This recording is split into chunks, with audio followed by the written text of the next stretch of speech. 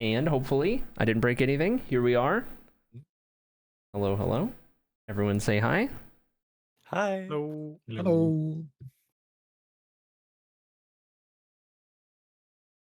Pull this up here.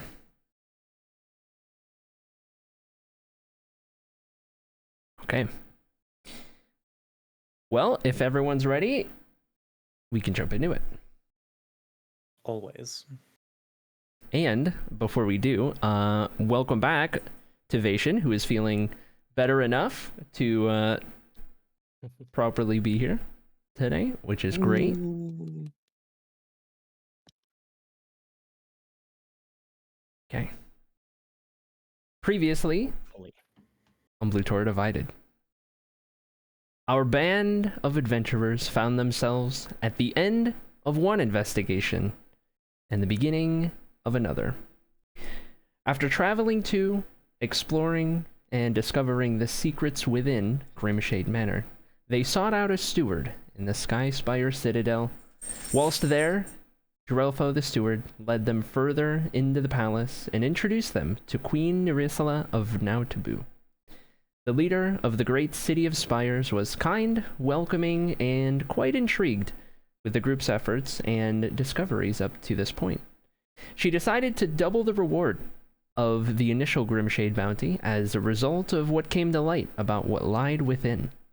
She also tasked the group with another effort, one that would be rewarded and, more importantly, would potentially prove to her that the group is indeed equipped enough for a specific undertaking of which she has yet to disclose.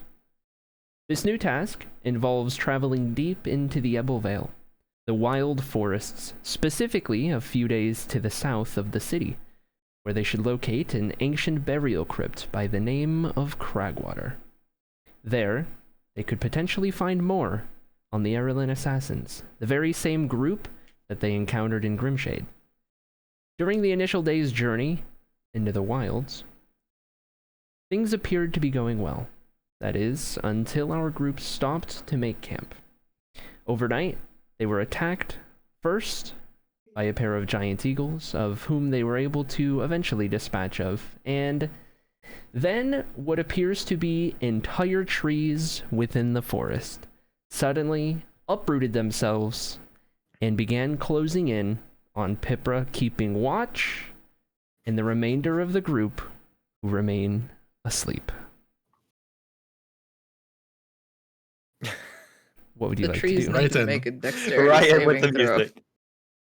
Oh, let's go. You've I told not you rolled we're initiative starting out quite with yet. fireball. Starting out with a fireball. Am I jumping in the fight now? Well, all of You've you woken except up after last Pipra time. are asleep. However, this fireball will wake you up because it will be loud. So, go ahead and this is, hold on. Okay, roll initiative first. This will go before the initiative, but go ahead and roll yours specifically, and I'll roll for them, and then we'll see where we get. 21. Do it like that. Okay.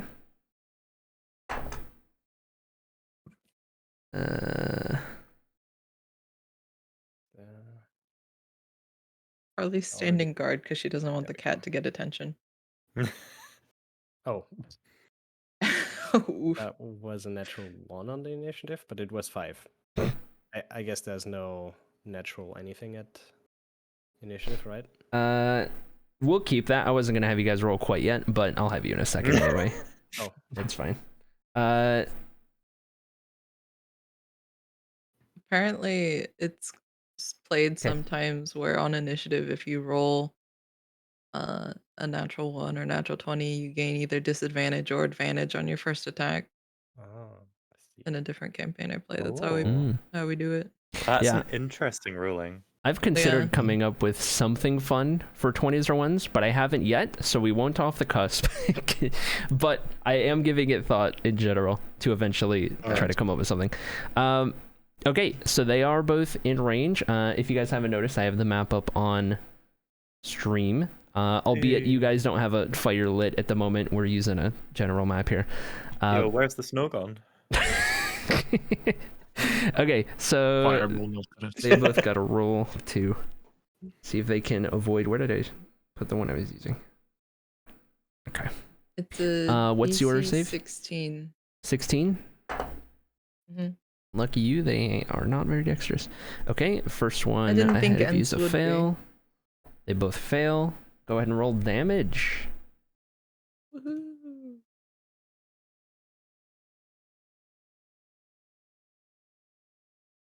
I love rolling a bunch of those. 29 29. fire damage. Okay. So...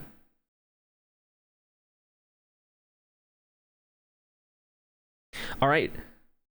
With that, suddenly, the group is awoken by the sound of a loud...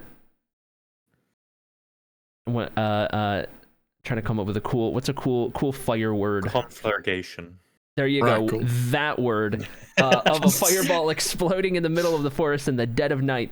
You are all, you jump awake, and that sudden rush of adrenaline as you look around and see in the direction in which Pipra is keeping watch, there are two gigantic, seemingly trees that are closing in, kind of recoiling a little bit from what you can only assume was a fireball-like explosion, as Pipra seems intent on engaging these creatures that approach. The rest of you may now roll initiative. I recognize that spell. Bravo. And natural one. Okay, I'll have you and Ocean roll again. Okay. 19. Caught 10. Kitty. I lured her in with strings. 17. 6. Ocean got 19. Uh, Did I hear that right? 17. I did. 17. Yeah. Okay. So Harrow will go last then. Okay. All right. Then with that, that'll bring us to Kulan. You are up. Oh, okay, I'll run towards the one that is the furthest down. 5, 10, 15, 20, 25. Yeah, I'll run to about right in front of it with a Okay. melee range. Yep. And I'll go for the quarterstaff and see if wood can damage wood. Go for it. Can't. 12. 12 does not hit. Alright, we're Minecrafting this, going with my fists this time. Okay. Classic. 25. So anyway, I started punching trees. That hits. Speedrunning 25 this. to Hits. I assume that hits. What was that? 25 to hit. Yeah. That Yeah, hits. that's 7 bludgeoning. Okay. And then just one more for good measure. Okay. 11. 11 misses. Alright. That was Great. my turn. There we have That's it. such a fluffy animal. This brings us to the tree creatures' turns. We'll start with the one that just got run up on by Kulan, and it will reach out as you hear the creaking of all of the wooded branches kind of shifting around. It reaches out with an arm-like branch appendage and attempts to slam you from the side with this arm-like branch. And it will be 18 to hit. That hits. Okay.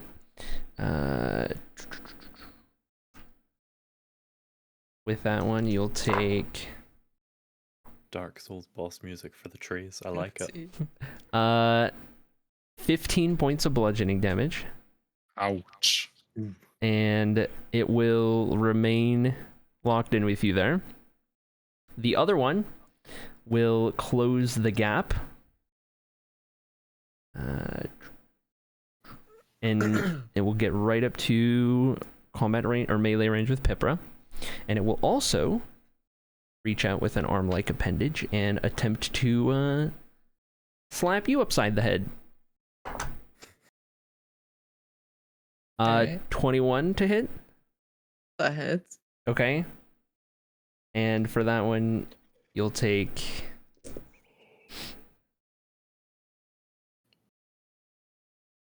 20 points of bludgeoning damage. Ooh. And that ends their turns, which brings us to Sam. Well, time to play the party sealer, I guess. We're gonna do a classic.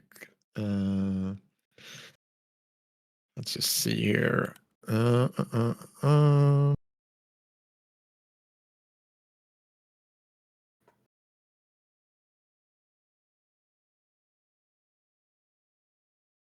I'm gonna go and run up towards, like, standing right in between, or if I can get there in between Kulan and Pipra.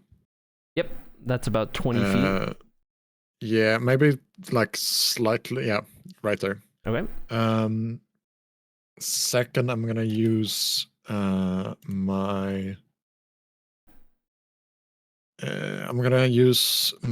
lay on hands pool to restore the 20 HP that Pipra just lost. Okay. Thank you. All 20. All 20. Dang, okay. Second, I'm gonna use my bonus action to cast. Yep. Second level steel skin on Kulan. Okay. And you get 2d8 temporary hit points. Right. I'll let you guys decide who rolls that. I can roll that. Okay. Yeah.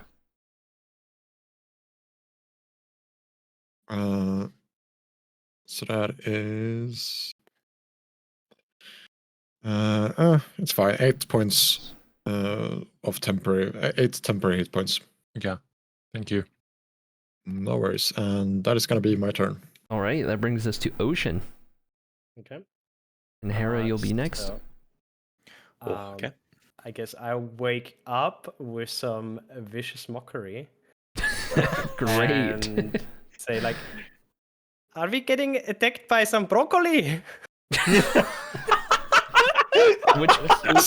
Which one is this directed at? The one where Pipra is at. Okay. All right, do you do it from where you're standing, or do you move at all? Yeah, I just woke up like that, so I guess I just. All right. From there, Does it have to roll wisdom? Is that how that one is? Oh yeah. It is 14 wisdom. 14 wisdom. Okay. It's not particularly wise. Yeah, it's gonna fail on that one. So it's roll a damage. 7. Yeah. Okay. I always love just gelling at vegetation when I wake up in the morning. Let's just point out. Let's just point out for a quick moment here that calling the tree broccoli did the same amount of damage as Kulan punching the other tree. All right. Is that the end of your turn? I would like to use a bonus action.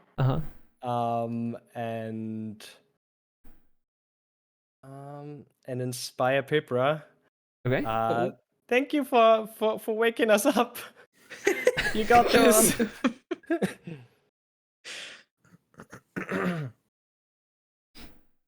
Okay, if that is your turn, that brings us to Hera.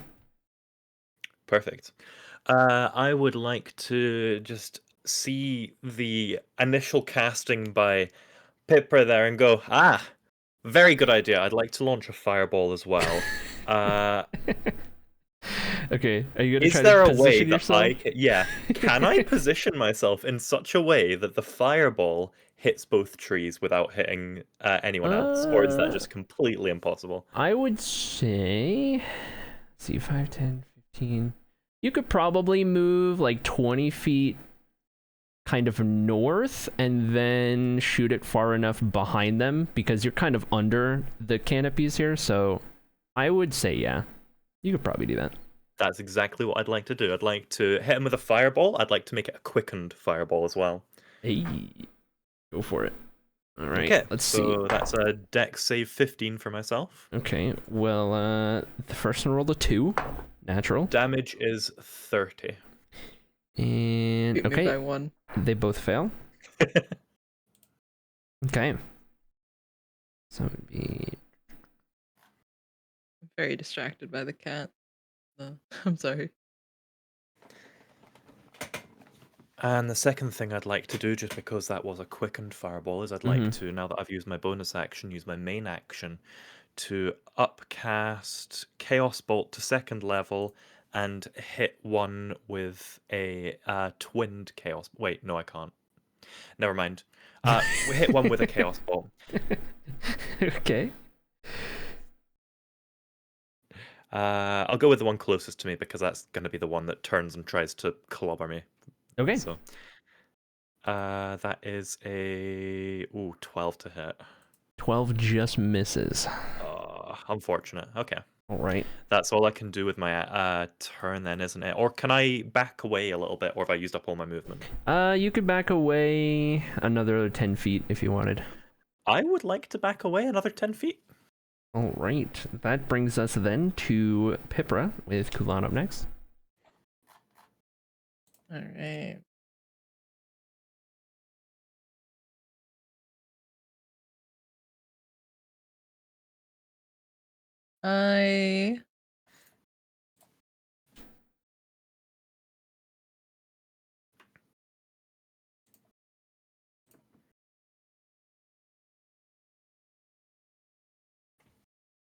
I would like to cast Scorching Ray. Mm-hmm. And mainly at the other one, 17. The one farther from you? Yeah. 17 to hit on... Is this like all 3? Or is this the first ray? The second one's 11. Okay. I'm and sorry, these, are they all fighting her aimed for at the same strings. guy? Or are you doing like 2 and 1 or? 2 and 1. Okay. So 1 hits, 1 misses. Okay, and then the third one? The third one is a 14.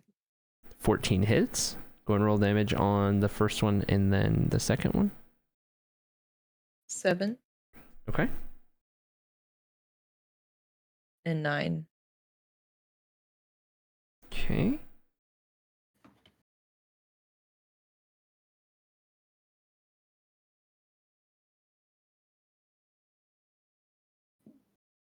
All right.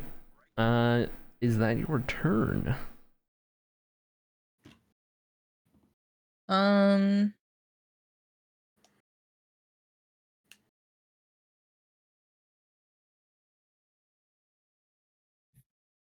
How bad are these trees looking?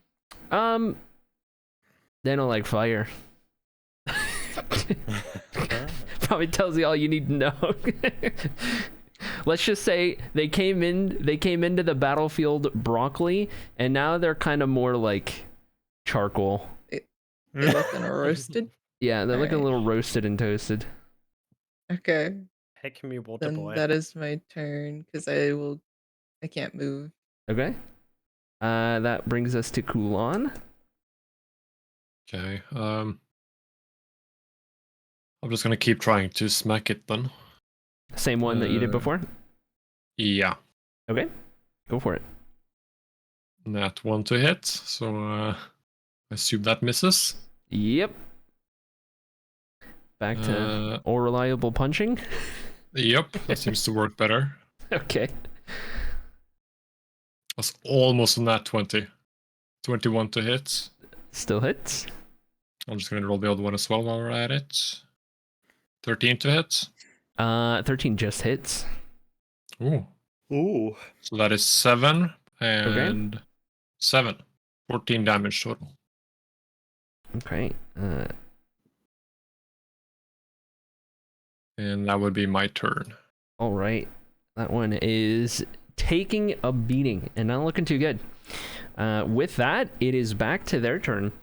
And we'll go down with the pretty much what we did before, I think. First one, attacking Kulan with another slam attack is 24 to hit. Yeah, Which I assume that's hits. a hit. Okay, and that'll be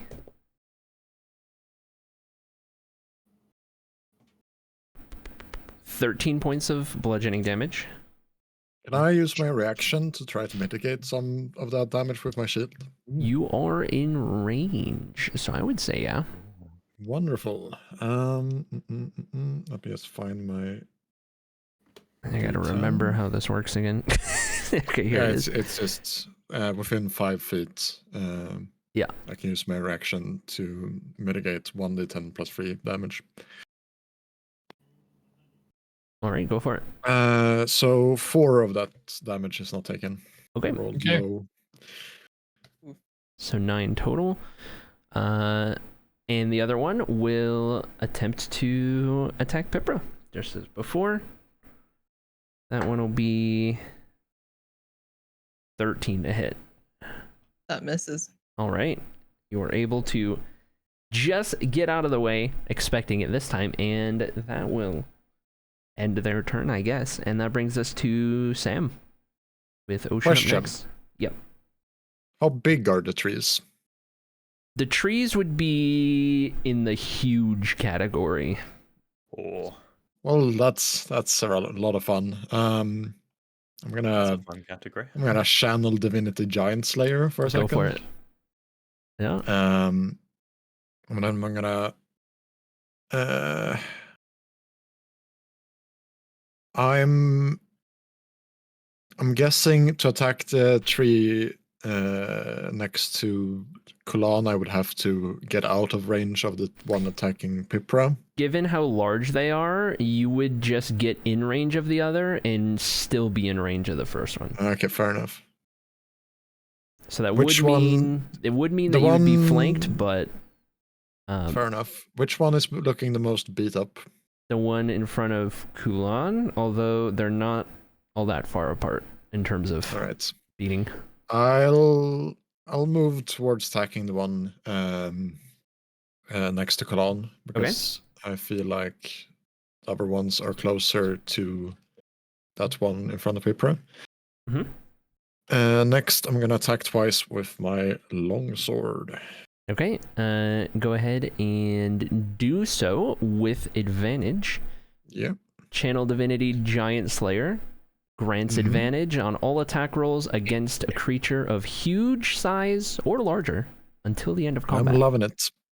Does a 18 hit? 18 hits. All right. That's not the right day. 5 damage on the first hit, and I think I'm going to do a classic. Where is it? Divine Smite, so I add 2d8 extra damage. That's Okay, go for it.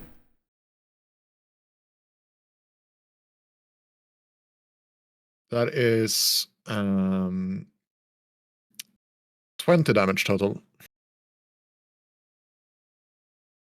All right, how do you want to do this for the first one? Ooh.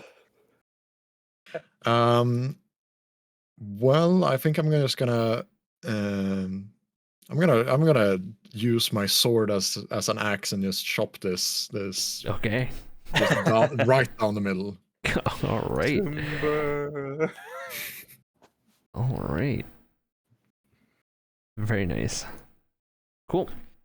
Secondly, I'm just gonna turn around and face the other one because I still Yep. have an attack left. Go for it. 21 to hit, That hits. and that is 8 damage. Okay. And that is gonna be my turn. Fantastic. There you go. All right, that brings us to Ocean with her up next. I will get rid of that guy.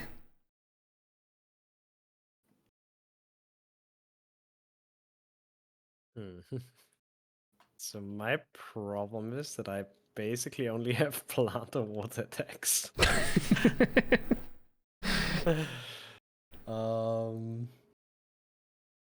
So none of those are on. So like the tree is not on fire directly, is There's it? not a lingering, like it's not currently burning. I'm not extinguishing anything. No, you wouldn't be extinguishing anything. Okay. So I move. So I'm in striking distance, so I can strike without hitting Pipro. Okay. So you can get about there. A little up there. And then I'll cast a second level Riptide. Okay. Dexterity 14 would Yeah, we'll say you'll be able to do that. Okay, so it's got a... Without hitting them. What's the... You said 14? 14 dexterity, yeah. Okay. That's gonna fail. Okay, go and roll damage. And that would be 13. 13? Okay. Alright, with that, you see as like an entire chunk, including what would maybe be like a right arm equivalent of these kind of sprawling branches, gets blown and just kind of ripped off of the bulk of its tree-like body and just kind of goes flying as this torrent of water, it just blasts and erodes away at much of what remains of this creature. It is still standing, but barely. Get flooded. There it is. Okay, is that your turn? Get flooded. Yep, my turn. All right, Hera, you're up. All right. Upcast. I might have a look. I'm doing Chaos Bolt, and I'm upcasting it to second. And Okay. I want to hit it, and I want to also use Chaotic Intervention to roll with advantage. just to be absolutely sure that we kill this thing. Okay. Okay, let me go ahead and roll for you here. Okay. Go ahead and Okay. let us know what you're getting here. 24. That hits. And the damage is... damage is 7 plus, so it's 13 damage. What type of damage? That's exactly what I'm about to have a look at. Hang on. What was my rolls there? Oh, really cool thing, because it's the same number I rolled on the d8s. Mhm. It can loop back round and hit again. Okay, So it's fire damage. fantastic. So 3 and 3 fire damage. So it's 13 fire damage, Mhm. and then it's looping back around. Mm-hmm. Natural 20 to hit. Fantastic. Damage is 19 plus 6. Damage is 25, and I have 4 types to choose from here. I can choose from 8 to 6, and there's one more.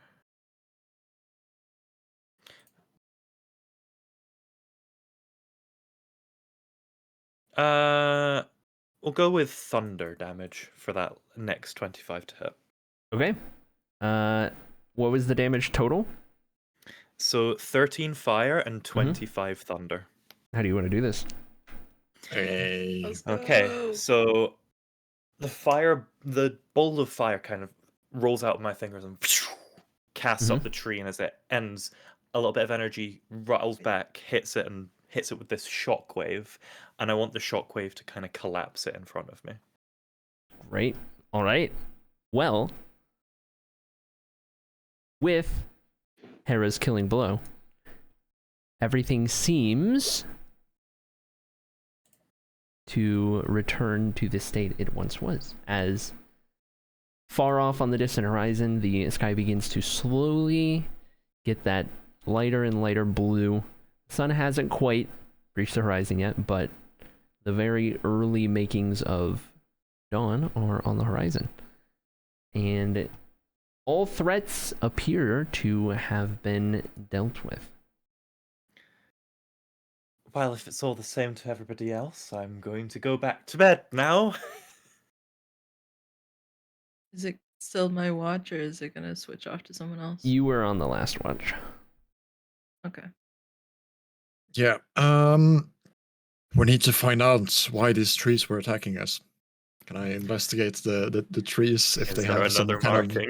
of weird markings? Maybe Go they for were it. just I will they were assist. just angry broccoli. Angry Just broccoli. roll investigation. You can either roll with advantage, or you and Pipper can each roll once.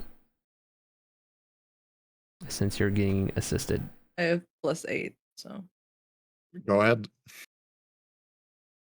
Okay, each A roll meager once. +3. Oh, okay. 22. Okay. That is a 22 as well. All right. Nice teamwork. You're both very confident in the fact that it doesn't seem at all related to any of your recent encounters with strange symbols or the tasks that you've been on. At most, you gather that, if anything, they were just kind of a part of this region of the forest, and it was just unlucky that you happened to set up camp so close. It's almost like it was decided by the roll of the dice. Almost. It was just angry broccoli. I'm only down to 3 walls.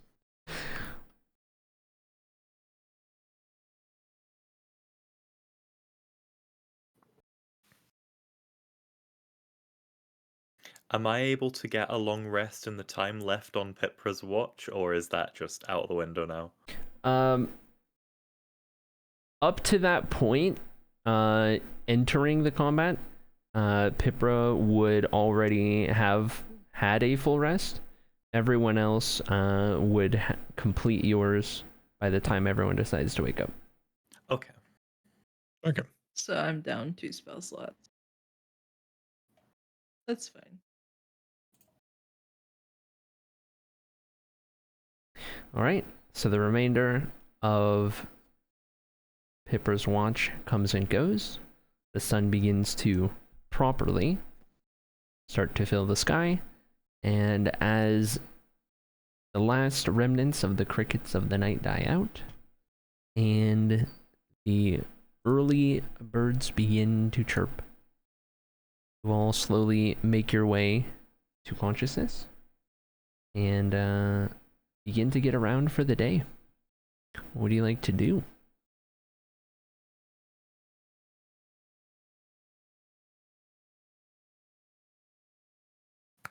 I believe we have some bandits to root out. Indeed. Let's not waste any more time. I think this forest is not the safest place to be at the moment. I agree heartily. I would like to follow you around and potentially use your shield as a little bit of cover from any more I gesture around to the entire forest.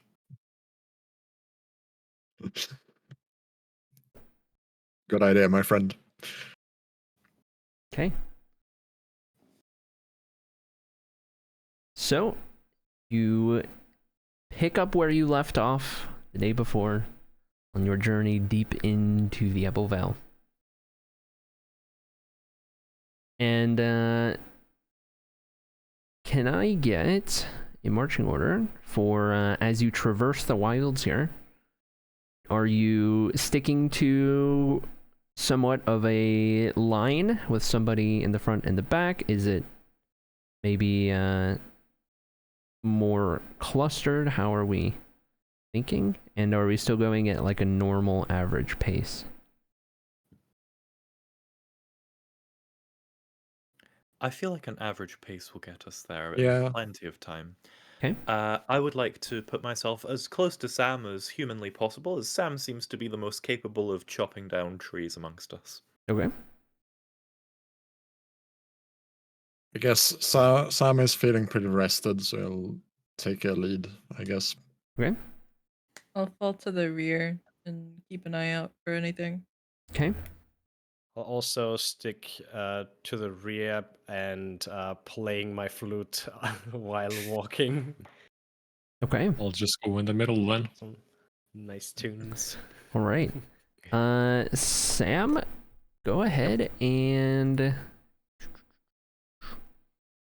let's say to begin, Sam, make a survival check. All right. Sam, please roll high. Please. I will not disappoint. That is a 16. Okay. Nice. Okay.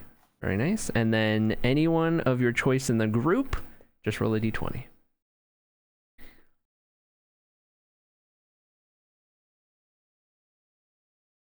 I'm gonna say Pipra. You can roll. You want the blue or the red dice? I'm feeling blue.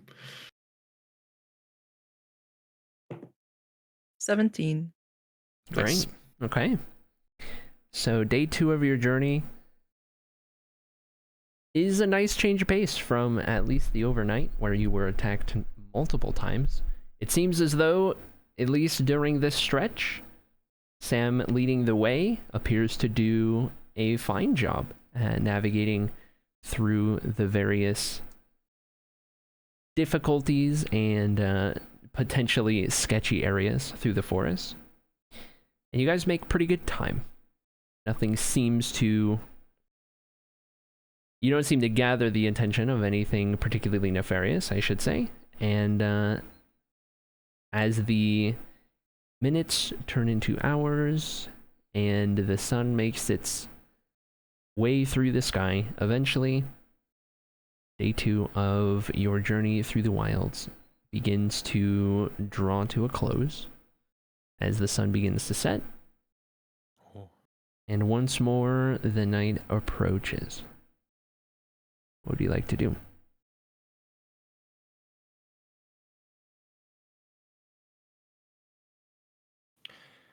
I think we should possibly look for some higher ground to set up camp. That way, at the very least, anything coming our way will have to be facing us on our terms.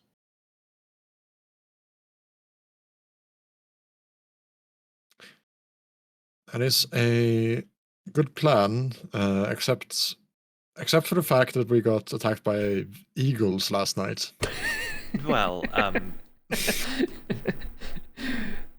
finds they were very a damaged literal, eagle. Yeah, finds a literal eagle's nest. Hey guys, this'll be great. I mean, if we squeak just perfectly, we just look like they're young. I mean, if you don't mind being fed like the remains of lambs, regurgitated through a beak, of course. Do you think I Some of also us look look like more like they're young than others.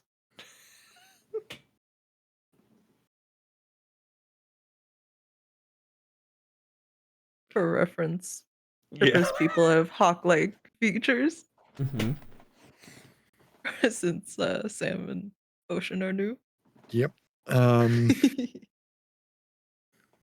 But I have no better idea myself, and I think a vantage point would be nice if we could possibly spot any others traveling through the forest. Okay. Whoever is looking, and if you are aided by another, I'll have the 1 or 2 of you roll perception. Let me know who's looking and if anyone's aiding. I can aid. Okay.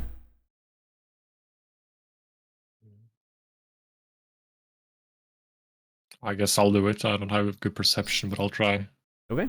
So Kulan and Pipra make an attempt to find a proper location to settle for the night. You go ahead and both roll perception. 15. Natural 1. That's Okay. a 6. Oh no. All right.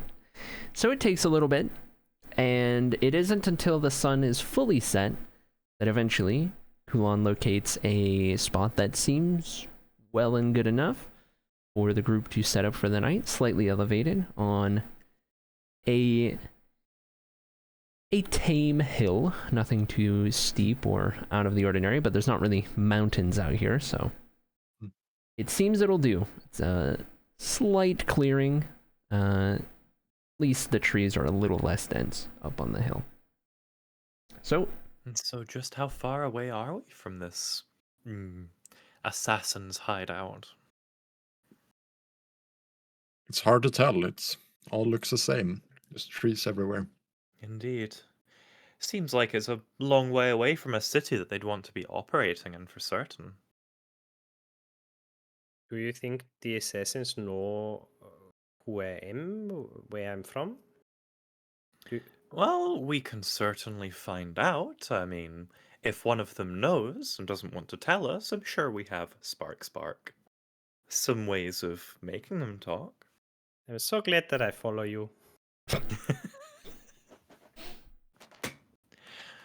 Well, I'm glad that I'm following you. You're the one that's able to extinguish the fires I make. We are good duo. We're good group. Are. We're all good friends. Very.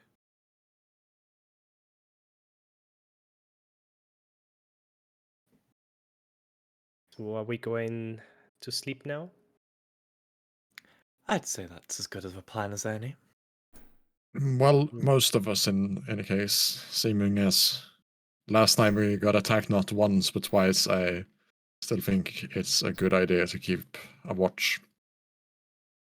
Yes. okay. I will take whatever watch order you guys want to do. If you'll indulge me in taking first watch, at the very least, if anyone else is having problems in the night, I'll get a full night's sleep. I'll take second watch. Okay. Then I would do the third. I'll have any one of you guys who are on watch roll a d20. Doesn't matter who. Ocean? Yep.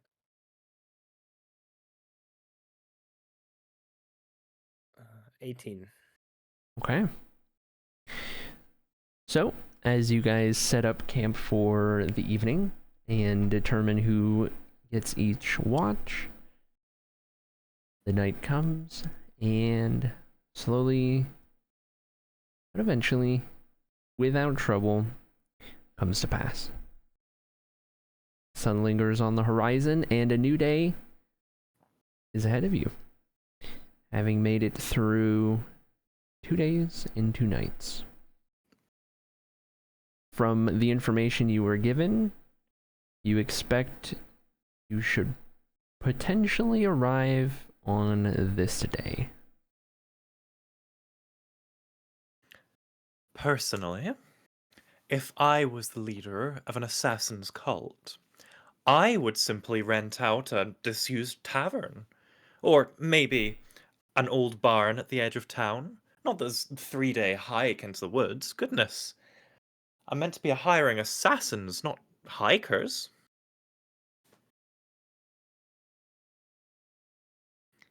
I really wonder what they're doing out here.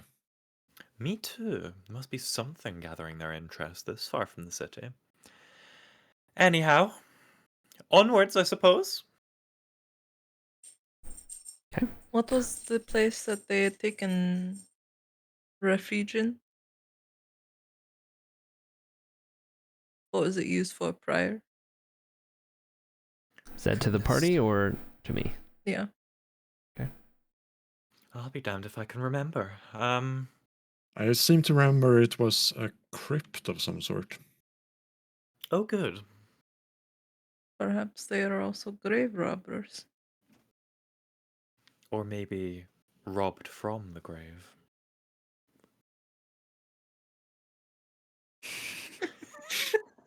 Spooky fingers. Spooky. Well, on to face our zombie necromancer assassins, I suppose. Mm-hmm. Okay. I turn to Ocean and say that, my friend, now that we're approaching perhaps not so friendly people, Yes. maybe don't play music. It would be awful to spoil the surprise of us coming. I mean, Oh, you must surprise party. understand. Exactly, my friend. Very good. Yes. Rolled silverware pilfering check. 19. That is wild. Got another one that I quite like as well. This is a personal favorite. Riz check. 19. That's crazy. You rolled 19 on both. Alright.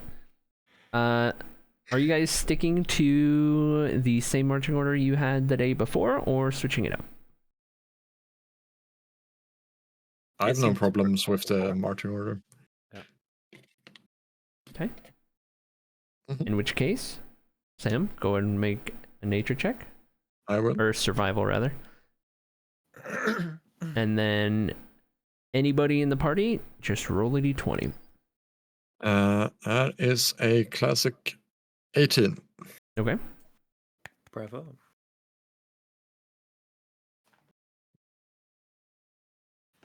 Who in the Anyone party? filling up for the D20? Nominate potato. No. Ready for the nat one. Oh, 14. Okay. All right. So the third day begins. You continue your trek through the wilds, and as the sun makes its way towards its peak in the sky, eventually you reach a small clearing that is devoid of anything of too much note at first, but where the trees begin to pick up again and grow a little bit thicker, you see a small clearing where it would appear there has been somewhat of a rough kind of path, somewhat stomped out of the shrubbery and tall grass, as though there has been a little bit of foot traffic not all too long ago.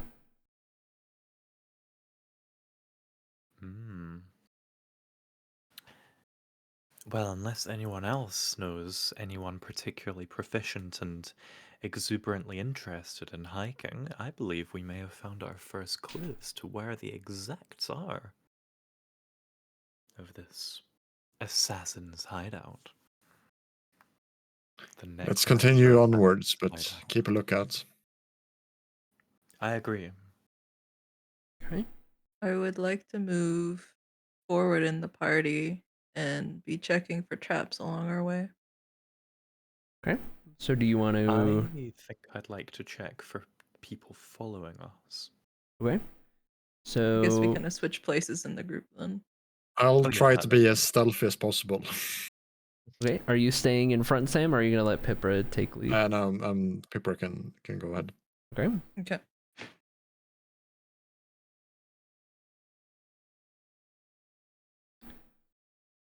Okay. Pipra, you're looking for traps as you approach? Yes. Okay. I will have you go ahead and make an investigation check. And Hera, make a perception check, keeping an eye out for anyone following. Perception? It's 14. 12. Okay. So are you guys following the clearing? Where there appears to have been something or someone that has kind of stomped out a makeshift path? Or are I you... believe so. Okay. We're kind believe of you. just following the path. Okay. But since this was made by probably who we're hunting, that's why I'm checking for traps. Okay. So you guys make your way through the clearing and begin down the previously traversed makeshift pathway through tall grass shrubbery and tree line that begins to grow a bit denser the further in you go. Eventually, it opens up somewhat to what appears to be some stone ruin, largely overtaken by the elements, moss and vines and shrubs of all sorts growing around it, on it, through parts of it that have kind of broken apart. You see what appears to be an entryway of some sorts. There's a small stream of water nearby that ever so slightly breaks the silence of the surrounding area. And everything in the vicinity seems to be at ease, quiet, peaceful. But it appears as though you've stumbled upon something. Any evidence of any human or otherwise sentient living activity around? Go ahead and make a perception check. I would be delighted. 4. From what you can tell, everything is peaceful and calm. Fantastic. Doesn't seem to be I'd like anyone to else. Drop my stealthy demeanor and walk forward. Okay.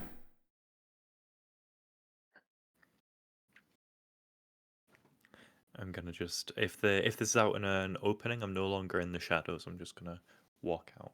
Mhm. Still cautious, but I'm not particularly trying not to be seen if I can't see anything that would see me. Mm-hmm. You're still in a forest. It's kind of a clearing. It's more so just, it's a dense forest, and this area is a little less dense. So you can see the sky a little bit through some of the canopy and whatnot, and sunlight reaches down here. But it's not like you're in an open field or anything. Okay. I'd like to approach this ruin. I want to see if I can investigate anything to do with it. Okay. I'll follow and assist. Okay. You guys can go ahead and each roll your choice of investigation or perception, looking for anything that might aid in your search. Investigation 22. Okay. Perception 10. Okay.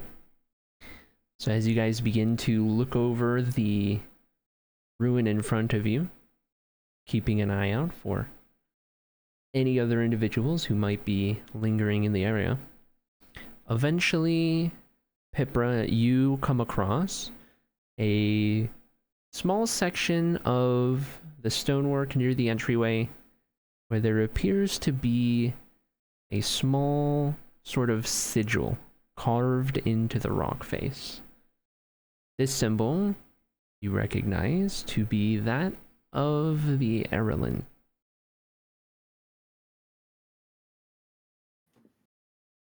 You get the idea that it was carved in this specific location so that it wouldn't be noticed at a simple glance, but those who know to look for it would be able to find it. I'd wave someone down, or just like the party members down, and kind of point to it. I want to have a look at it. Is it the same symbol as we're used to from before? No, it is not the symbol you've been seeing that nobody can quite pinpoint. This is similar to, like, the Errolin sigil is, it's not like a well-kept secret thing. It's kind of like, you know, their sort of publicly known sign, I guess, if you will. And it's carved onto the rock or the moss? So around the entryway of this ruin that is of stone kind of make in construction, it's carved into the stonework in a partially hidden spot near the entryway. Again, hidden enough that nobody's going to notice it unless they know to look for it. Or, in Pipra's case, are just really good at finding things. Well, there goes my idea of trying to extract this thing from the stone.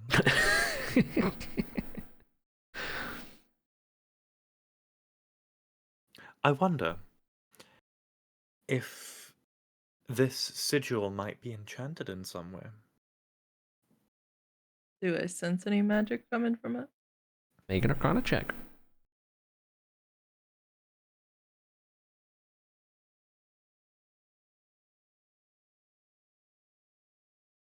13. There doesn't appear to be anything particularly magical about it. I do not think so. It Is this seems to just maybe be. a pattern? This is a pattern, yeah. A pattern. Oh, a button. Okay. Maybe we can Is the- test. Does the door open? Like, is it just an archway, stone archway, or is there a door? There blocking our appears to path? be an old door. What's it made out of? It is an older, very well worn, kind of reinforced wooden door. Mostly wood, but it's braced by some sort of steel or iron that itself has definitely seen the elements. There's no holes in it, per se, even for its age. Appears to be intact enough that to get a good idea of what's on the other side, it would have to be opened more than likely. Is it locked? I want to check. Do you attempt to push or pull? No, I'm kidding. I was gonna say both. It does not appear to be locked. As a matter of fact, you are able to put a little bit of weight behind a push, and it eventually budges. There is that sort of sudden sound that breaks the silence of when something has been either shut for a while without being opened, or it's just something that when shut is a tight enough fit that it kind of rubs against the frame a little bit. You hear that wooden kind of, and that sharp noise. I don't really know how to explain it, but it kind of breaks the silence for a moment. There's ever so slight a creak behind the door opening, but nothing too crazy or out of the ordinary. It's an old door. It's probably what you would have expected. The door is harder to move than expected. It seems heavier than you would have anticipated based on how it looks.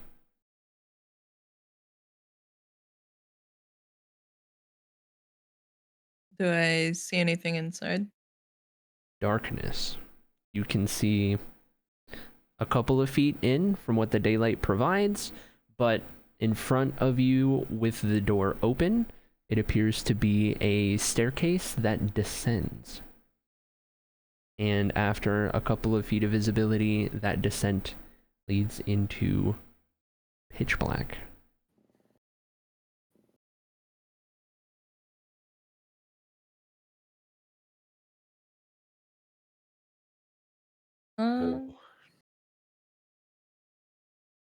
I'll cast light on my staff. Okay. Hera will have Gonna heard the check music all the change and would corners. like to be stealthy. Pull up light just so I have the specific stats on that one. You put it on... Where do you say you cast it? Staff. Okay, your staff, 20-foot radius. So everything is brightly lit within 20 feet and dimly lit for another 20. So, essentially a walking flashbang, considering how dark it is. All right.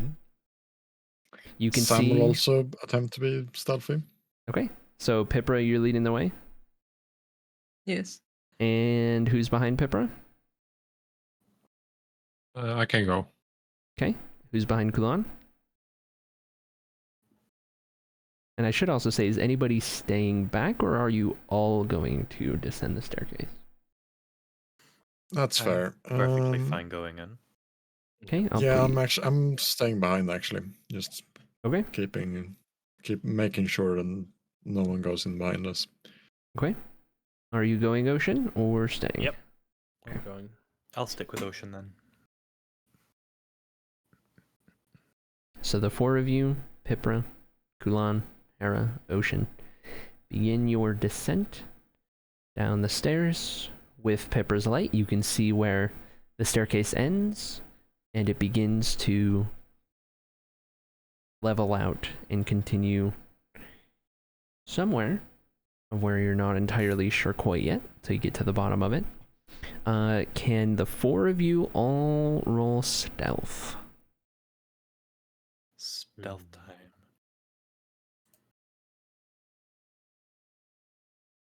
12. 19. 18. 17. Okay, we had 19 from Pipra, 12 from Hera? Was that right? 12? Yep. Kulan? 18. Ocean? 17. Wow, great. Okay.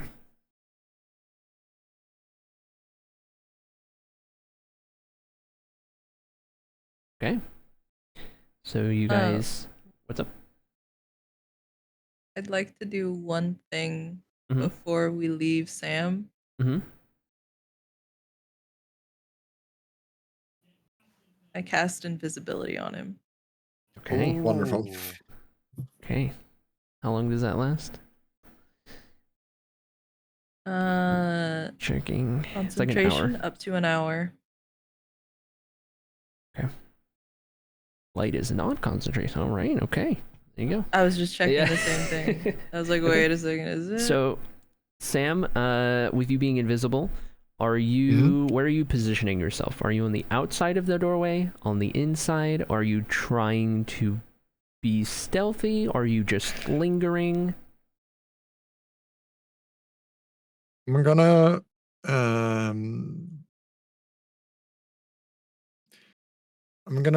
attempt to like close the door, but not fully. So there is still. It appears as though if I can, it appears as though the door hasn't opened, but I can still like hear sound coming from inside. So just ever so in slightly case cracked. Yeah, and then I'm gonna like hide slightly next to Okay. next to the door. Okay. Go ahead and make a straight stealth roll. Disadvantage negated from invisibility. Yep. Wonderful. Oh, yeah. That's still a 3. Oh, even no. with your oh no. Yeah. I did what I could for you. Yeah, thank you. Classic paladin. All right. Well, noted. Just So- very loud clanking noises coming from nowhere indiscernible. Exactly. There's a ghost. With that, the four of you that decided to enter the crypt make your way down the stairs, and eventually, at the base of the stairs, it levels out to a short hallway that approaches a T-shaped intersection where you could go left or right. You notice down here that everything is of a very old stone-like craftsmanship. The walls are they appear to be what was once of a really nice construction, but even down here and away from much of the elements, just weathered with time, slightly damp. There's various mosses and whatnot that appear within the gaps between. There's some stonework that appears cracked. Some of it has fallen out of the walls, out of the ceiling. So the floor has various bits of debris, rubble not so much that you can't pass, but noticeably shoddy in its current state, the construction of this place. As you approach the hallway intersection, you glance to the left. You can see that the hall continues down for a good ways before it appears to curve off to the left, but before it does, another, what appears to be potential intersection. Hard to tell. That's kind of at the edge of the dim light from Pipra's staff. When you look to the right, you see the same thing but flipped. The hall continues down, appears to continue to the right, and there might potentially be an intersection with another hallway heading to the left. Same thing, either way you look, just mirrored. Do I notice any, like, disturbed dust on the ground one way or the other? You don't notice any dust anywhere. Ooh. You Got a do good notice housekeeper. that, as I mentioned a bit ago, most of the stonework, most of the surfaces here have just a very, very lightly damp kind of appearance, like a just ever so small a bit of a sheen, especially with the light that you're casting. Like everything in here is just on the cusp of like wet and dry.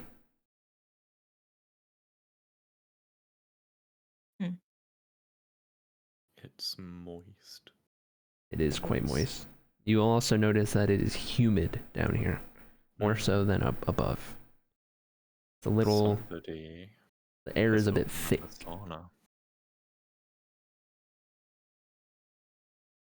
Don't all crypts have saunas built in? Certainly any good one does. After all, a hard day of worshipping an occult deity calls for some relaxation in a sauna.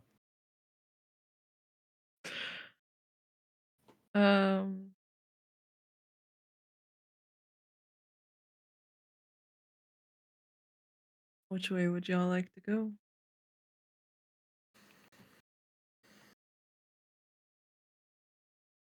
That I way to the left looks good.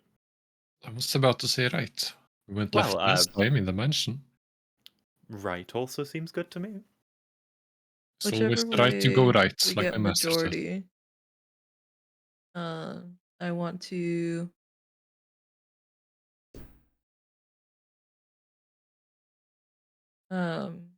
We should just avoid carpets, maybe. Personally, I'd quite like to be reunited with mine.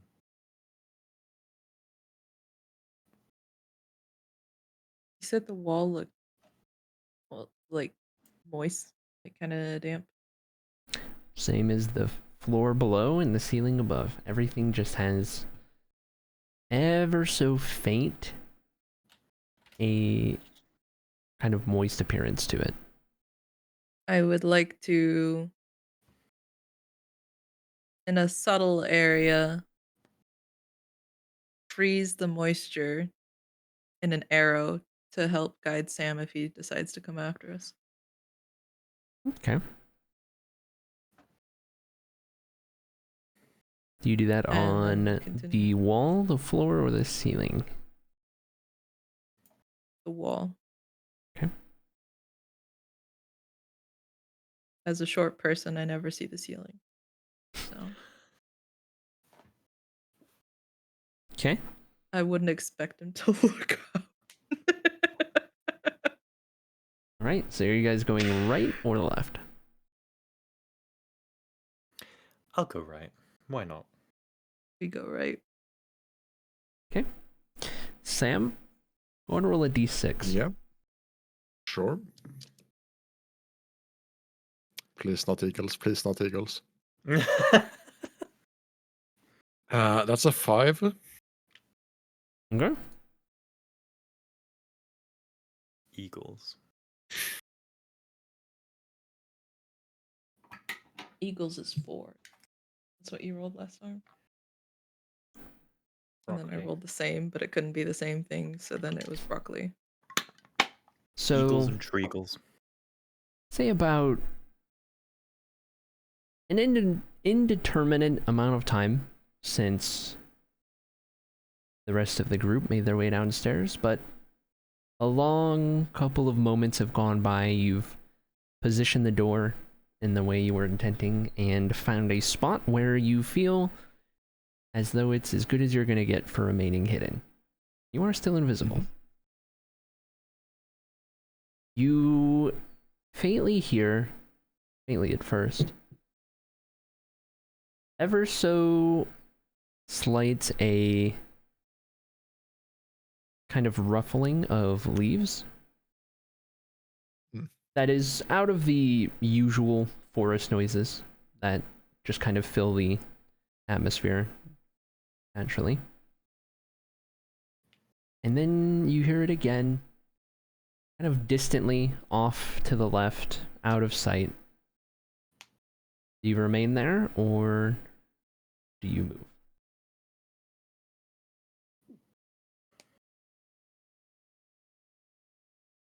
So far, I'm gonna, since I am so clearly hidden here, I'm just so stealthy. Nothing can see me. I'm gonna choose to remain here for the moment, just keeping an eye out. Okay. Couple Very more hidden, moments yes. go by. And to your surprise, amidst the distant bird chirping and various creatures of the forest just filling the air, you hear, closer than you would expect,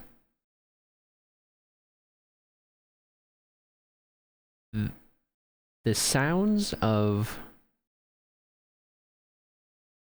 what appear to be some sort of serpent or snake-like creature. That sort of, I don't know if they hiss. I don't know if that's what you call it. I don't know what the term is. I think so, yeah. Yeah. But you hear that noise unexpectedly. And it's also louder than what you might expect. Another moment passes, and maybe 20, 25 feet away, just creeping into sight, kind of amongst the shrubbery, not seemingly paying any attention or looking in your direction, what appears to be a giant snake of some sort, just slithering through. We're talking something that could easily take on the trees that you guys fought the other night. Like, very large. Larger Any than... resemblance to the basilisk? Not particularly. Although the size is comparable, this snake appears to be longer. And kind of get the idea it's mostly from a different family, maybe. Larger than really anything you've seen outside of specifically the basilisk you fought. Makes its way through the shrubbery. And as it kind of disappears from view, another, almost identical, not too far behind, just kind of following in his trail. You hear that hissing again. And a little further out, the first one, you see as it sort of positions itself upright a little bit. And you can see its long sort of neck and head appear above a couple of bushes, just kind of glance out in a direction before lowering back down, out of sight.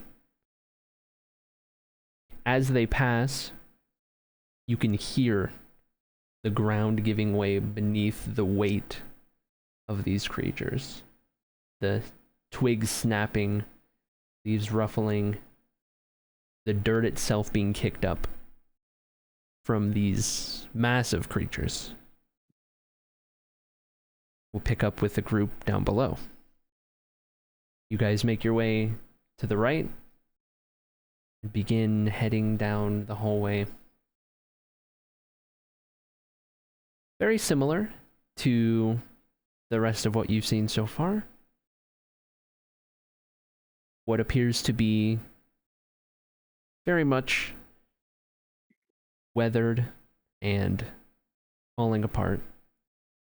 This crypt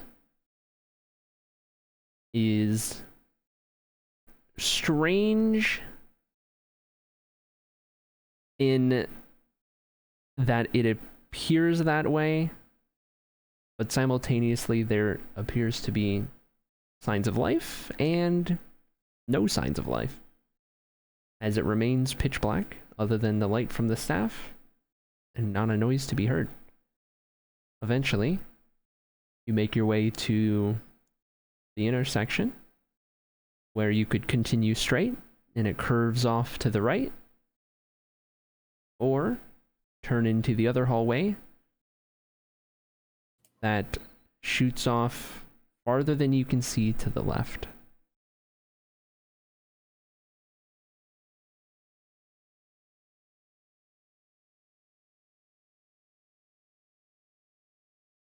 I say left this time. I agree. I'll go for it. Why not? Guys decide to go left. Begin making your way deeper into the crypt. Not literally. It's all on the same I'll do level. the same thing with Okay. freezing an arrow. Not deeper literally, but further in to this ruin. You come across another intersection.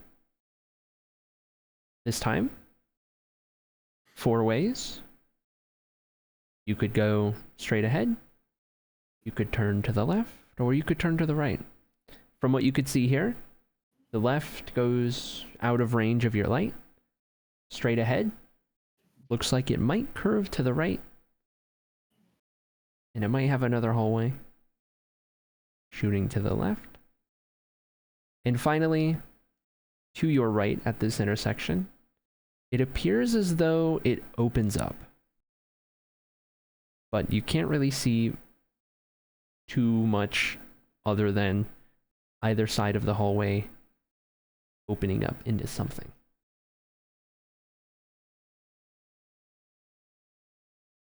I want to go right. Alright, right it is. I would like to follow the gang. Okay. You guys decide to turn to the right. Make your way deeper in. Eventually, the light reveals as the hallway begins to open up. The ceiling above opens up to double, maybe triple the height from ceiling to floor. And you can see around you as you step into this, the cusp of the opening up of this room, what appears to, at least in its original construction, be a sort of fancier tomb of what appears to be at first tens, but eventually potentially even hundreds of these ancient sort of stonework coffins in the walls, lining it from floor to ceiling on either side. You get the idea that when this place was constructed, it was a very, very fine and meticulous craftsmanship. This place was potentially built for the most notable of individuals, or those who perhaps deserved the most recognition for what they had accomplished in life. Now, very much run down, the various rubble from parts of the wall and ceiling collapsing onto the floor, that same light sheen from the moisture on the rocks all around, but there doesn't appear to be anybody or anything else in this room currently. The only light is the light coming from the staff. Mm.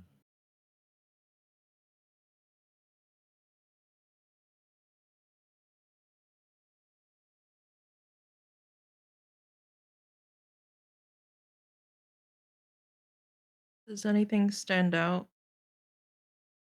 Like a particular coffin type of area or any writing? Go ahead and make a perception check. Or any symbols, actually. You can go ahead and assist if you guys both want to roll. Your perception's far higher than mine, isn't it? Yeah, you're a +5. A You can roll 19. with advantage then. Okay. I wouldn't want to dilute it with my +2. 8. So it's a 19. Okay. You spend a good That couple of didn't stop moments. me from rolling a 1 earlier with a +5. Spend a good couple of moments looking around. You don't notice any symbols of which you're looking for, outside of what you can only assume to be the remnants of various family crests of those deceased and entombed here. Only some of which, a lot of it's been eroded away. You don't really pick up on any notable signs of life in this area. Seems like a long abandoned, long forgotten section of this crypt.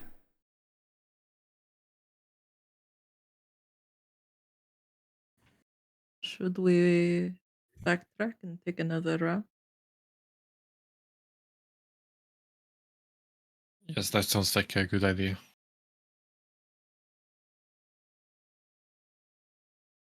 I suppose we might want to take a left this time. I am okay with this. Fantastic. You guys return to the intersection that led you here. Yep. To the left of where you currently stand is the direction you came. You could go straight ahead. You could go to the right. You could return where you came from.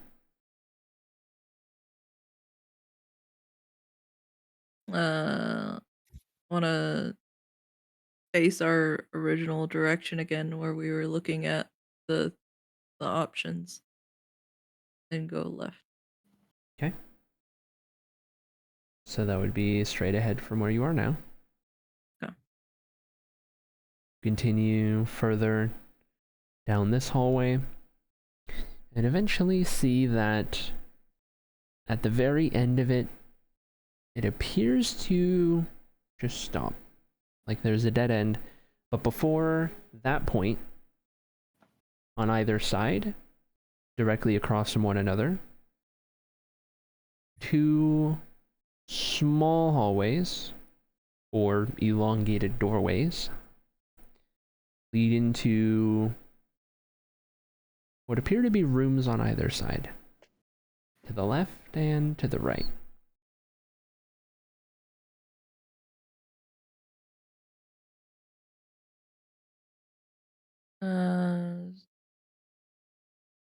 What do I notice about these rooms? Which one do you take a look at?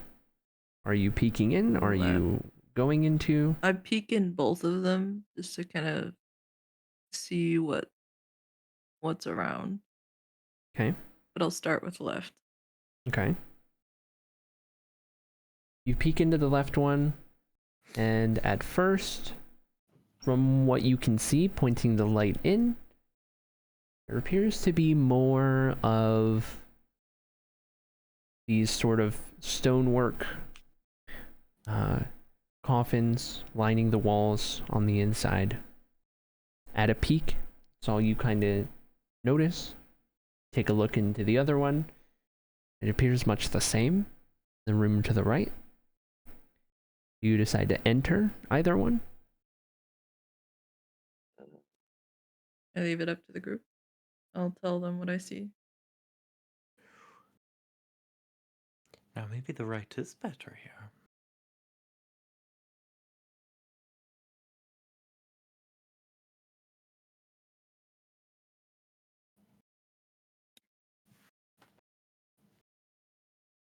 Does either one of them seem like it leads anywhere even further deeper, anywhere more inhabited? From what you can tell, standing in the hallway looking into these rooms, they appear much the same. And all you've gathered so far is that there appears to be more dead enshrined in either one.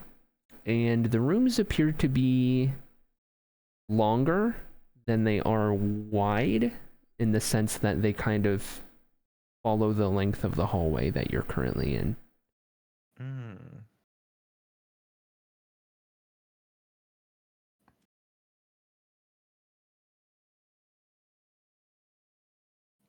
Do I know exactly what genre of bodies was enshrined in this crypt?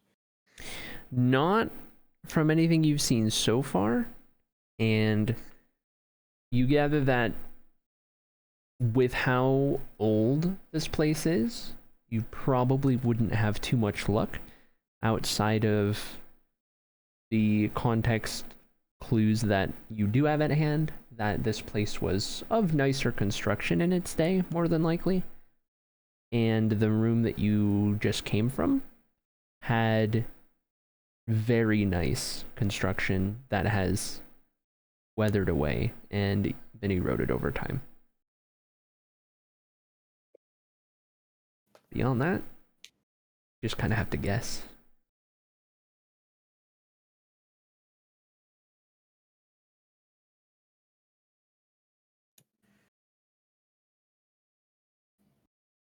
Any I'd like to preference go from- into one of the rooms, the right-hand side one. Okay. What are you going to say, Pippa? I was just gonna see if anyone else in the party had a preference on which one we Okay. explored.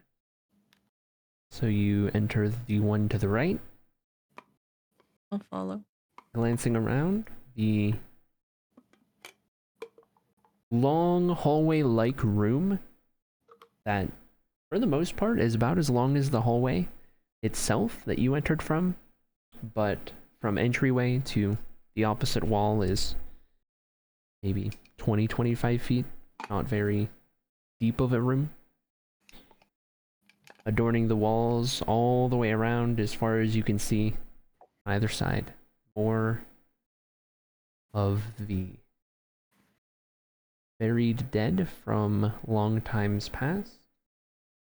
But, Pipra, with your keen eye and passive perception, you notice, upon just giving the room a once-over, something catches your eye on the wall far to the left, about in line with where the hallway's dead end would have been.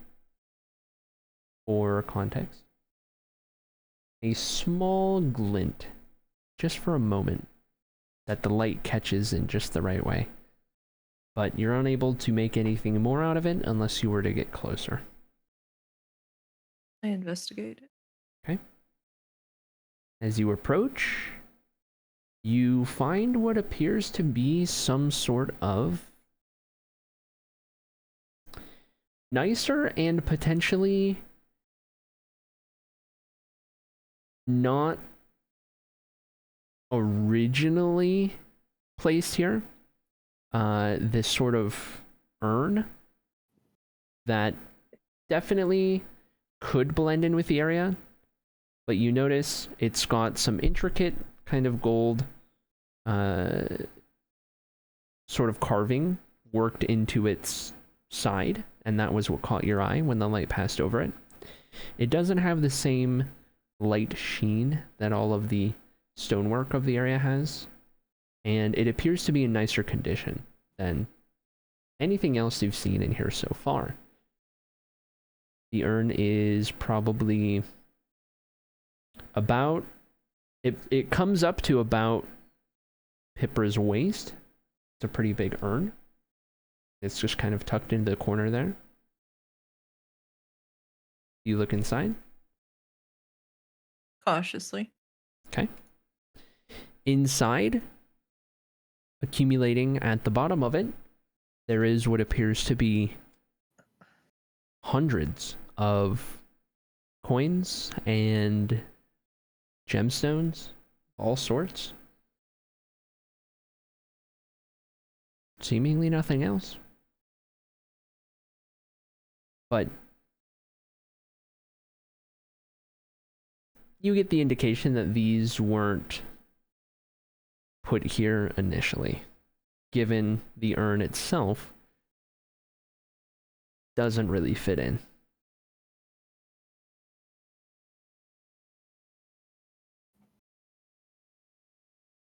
Doesn't appear to be fit into any... the What's up? the little chest I have.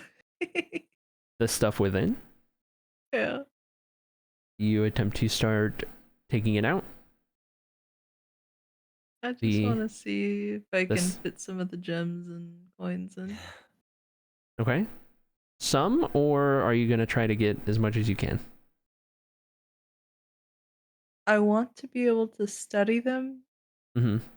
in better lighting and stuff, so it's like more gems and then You can shine your a light. couple handfuls of coins. Like, the light is pretty powerful. You're able to, you could shine it in a way that you could get a good glance from above. There are gold coins. What era do the coins look like they're from? They appear like any other currency you've seen. There's gold. So current day. There's silver. There might even be some platinum in there. Gems, it's all sorts. None that stick out as like incredibly rare gems per se, but given how many there are, it's notable.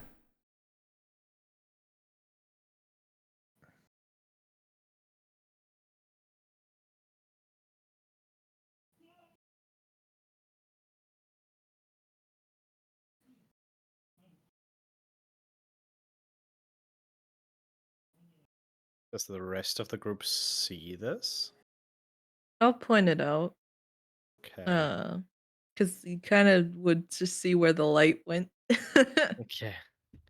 Watch out. Maybe it's a trap. Magic trap or something. Do I sense any magic? Make an Arcana check.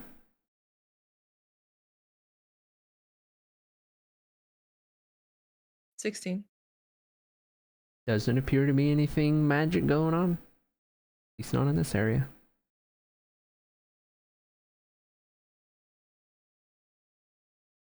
I wanna agree with the ocean here. It doesn't seem tempting to face whatever this might do. If you want riches, have my gold. I don't trust this. Nobody would leave this here unguarded. There is something or someone here. I agree. This doesn't seem right. Certainly, the dead people might have use for this coin. I don't want to fight the dead. I prefer the living. Truthfully, I agree. I know how to make living things dead. I don't know how to make dead things deader. If the group wants me to leave it alone, I will leave it alone. But I like gems. They are required for some magics. I am sure we'll be able to find some gems, just preferably in the house of somebody a little bit well off than the dead. I do not believe these belong to the dead.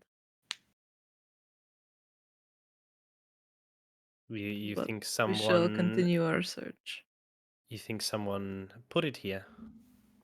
Yes, I believe whoever is using this place is using this as a treasure room, perhaps. Do you think it's recent? This is the coin that you can find at any market. Not exactly old or corroded like you would expect to find, having been here many, many long years.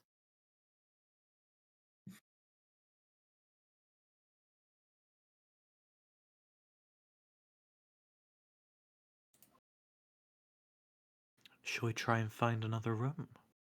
I expect one of these rooms will have someone who has been hoarding this gold. Perhaps in the other room across the hall. I'd like to We go to can the one across find the hall. some more. Okay. You enter the room across the hall. It appears identical to the one you just came from, but no fancy urn in the corner. Just the long deceased individuals that line the walls, or at least their various stone coffins. And nothing of particular note.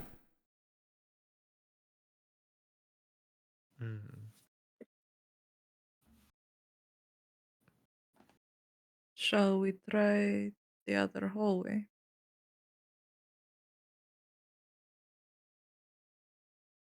I believe that may be our best course of action. After all, if we're trying another room already and we're finding the same thing, the crypt may just simply be organized into its hallways and segments like that, rather than individual rooms having different functions. Before we go, should one of us maybe check on if Sam is okay? We've been headed up for quite a while now. Ah, yes, I'll go and check on this individual immediately. I do hope he's okay. Will I be able to see him? He can speak, can he not? Ah, fantastic. I'll simply get his attention. Okay.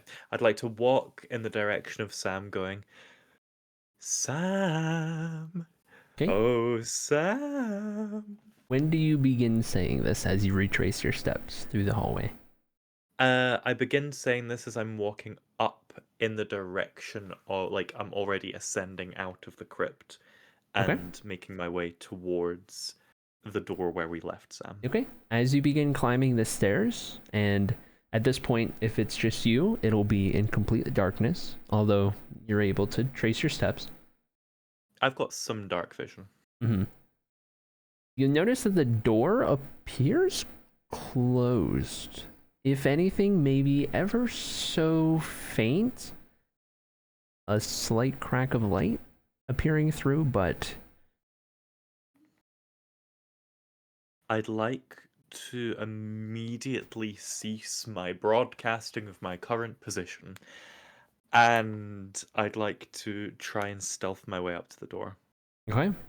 As you make your way to the door, we can go ahead and take a break and return to see what happens at the end of the break. So, everyone wants to be back in 5 to 10 minutes. We'll pick up where we left off.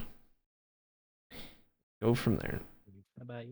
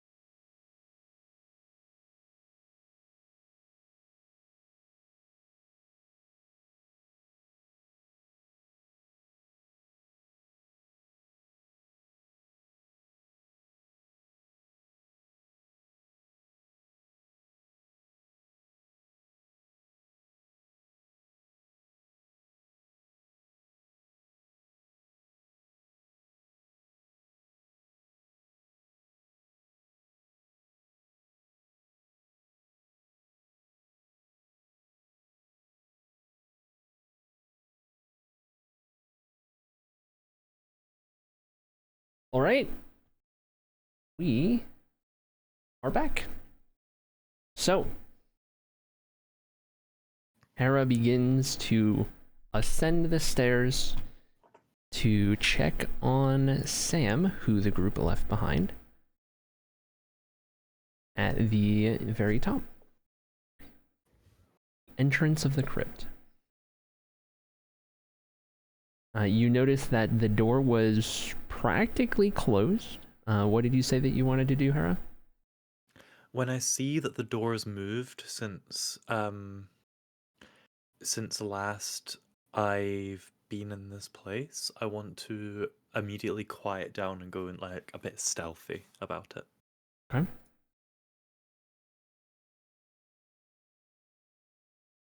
So you are... I want to approach the door anyway, though. Okay. So as you approach, you don't hear anything out of the ordinary, or for that matter, really anything outside of the muffled ambient forest noises behind the door. Once you're up to the door, you notice that it isn't fully closed. It is just slightly ajar, with the appearance as though closed, at least from a distance. I'd like to open the door very, very slowly, so slowly, in fact, that it could be perceived as the wind, just to be able to get a peek out the front. Mm-hmm. Okay. As you do so, see everything as you left it on the other side before.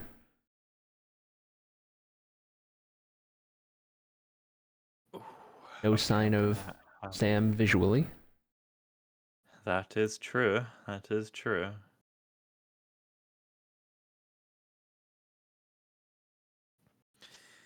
I'm going to point my finger at the position where I last saw Sam, even if he was invisible, where I knew him to be there. I'm going to point my finger at that position, Mm-hmm. and I'm going to cast cantrip message.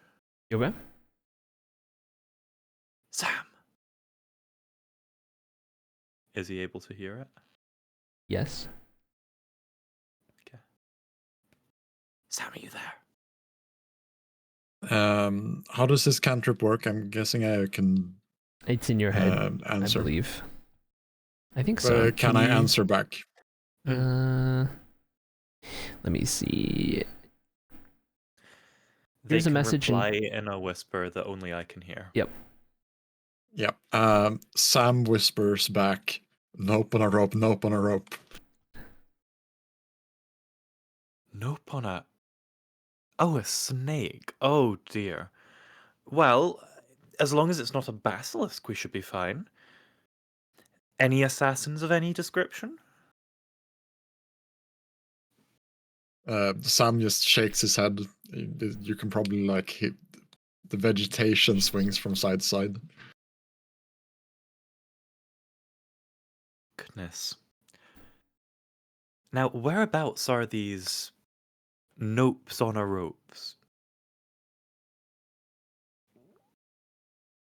Are they, dear DM? Are they still slithering past, or? They are out of sight since the last you saw of the one kind of peeking up above the bushes. It's been a couple long moments, couple minutes maybe. Unsure exactly, but you haven't seen a sign of them in a little bit. They're gone for now, but I don't know if they're still nearby. Well, I figured I'd come up and give you the offer of getting out of these snake-infested lands, just given the only thing we've been able to find is potentially booby-trapped dead people. So far, no fireballs. I think I'll take you up on that offer. I withdraw myself from the door and wait for there to be any kind of obvious sign of Sam presence accompanying me. Okay. I imagine like tons of chains rattling as, although I am invisible, you're able to hear the clanking pretty clearly. Yep. Okay. Do you guys decide to? What do you do with the door?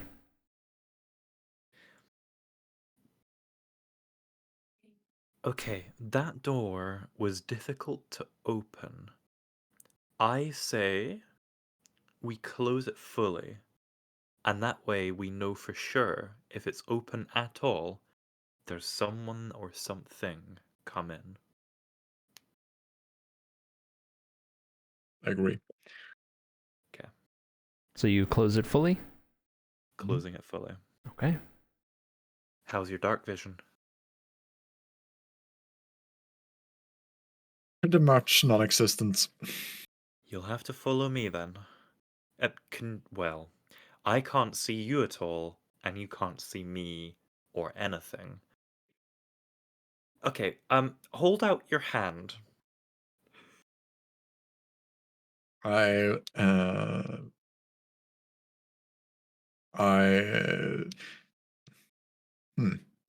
is quite tall compared to Sam. I guess I grab the hand. Just Okay. holding hands.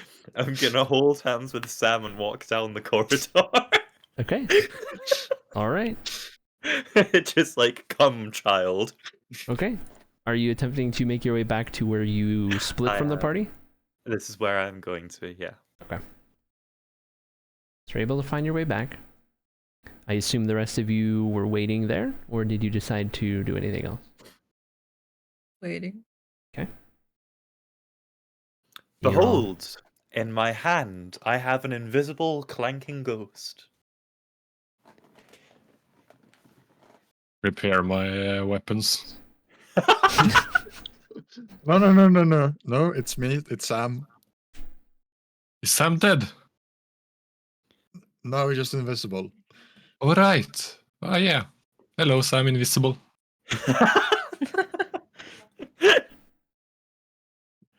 Fantastic. Well, I believe we've explored the dead people corridor. Shall we explore other potentially more haunted corridors? We shall. Very well. Maybe we can find a not haunted corridor. That would also be a preferable alternative, just although Yes. not to get your hopes up or anything. Hmm. After all, spooky necromancer assassins. Yes. Well, shall we? I'd like to just generally gander in the way of the corridor which I've just come down. Okay. As you guys make your way back to the intersection that led you here, there is one direction you have not yet traveled in this intersection. That would be to the left of where you currently find yourselves. I believe that's where we're going. And I'd like to go that way while just generally scanning for booby traps. Okay. As you lead the way down that hallway, much of the same environment that you've seen in the rest of the crypt.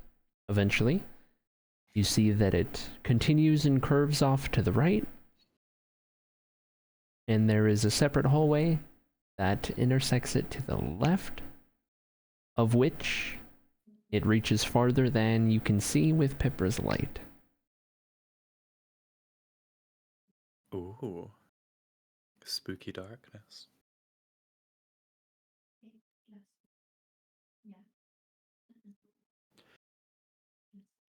The long dark corridor seems fun. And your mind is twisted, but that is where we have to go. Well, of course, we could explore the other alternatives, just let's be reasonable. Thinking in the same manner of, I run an occult assassin's business, would I want to keep my main hub of activity in a well-lit, well-accessible portion of an ancient crypt? Or would I bury it right at the very heart where the gold once was?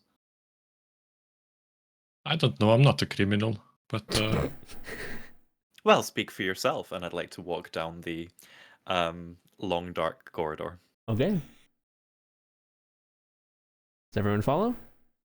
For some reason, Yeah. Sam trusts her in this circumstance, so I'll gladly follow.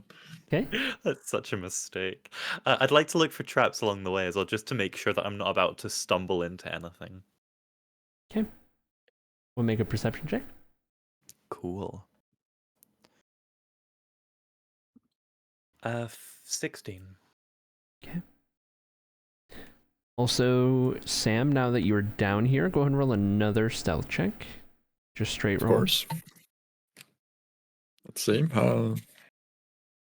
I am still invisible, right? Yep. It's not disadvantage. Nope, straight roll.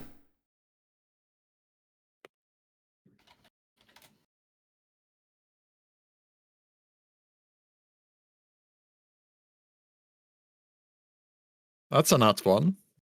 Oh. Okay. It knows. Specifically Yep, stealth, it it knows. It knows Okay. just all the rattling chains. Okay. Classic. As you guys make your way down the hallway, it continues to stretch further and further out of sight. However, eventually, you come across a doorway that leads, or that is in the wall to the right. There is seemingly no doors, but a sort of archway that opens up into a room much like the two you guys had just investigated, although it seems to go deeper from entryway to the back wall. And, of course, appears very long, just like the other rooms before. You can see that from a glance, from where you are in the hallway, there does appear to be a lot of the same kind of buried dead in the walls, but there are also some wooden tables and a couple chairs. They're not necessarily of any really fine condition, but they're also a strange sight down in the crypt. Does it seem like someone's used these for, like, clerical work, planning, other things, or is this more of like a mess hall situation? From in the hallway, you're unable to really tell. Is there any traps preventing me from not being in the hallway and approaching? Not from what you can tell. That being the case, I'd like to approach. I'd like to see if I can assess this a little bit better. Okay. Do the rest of you follow? Yep. Yeah. Okay. Yes.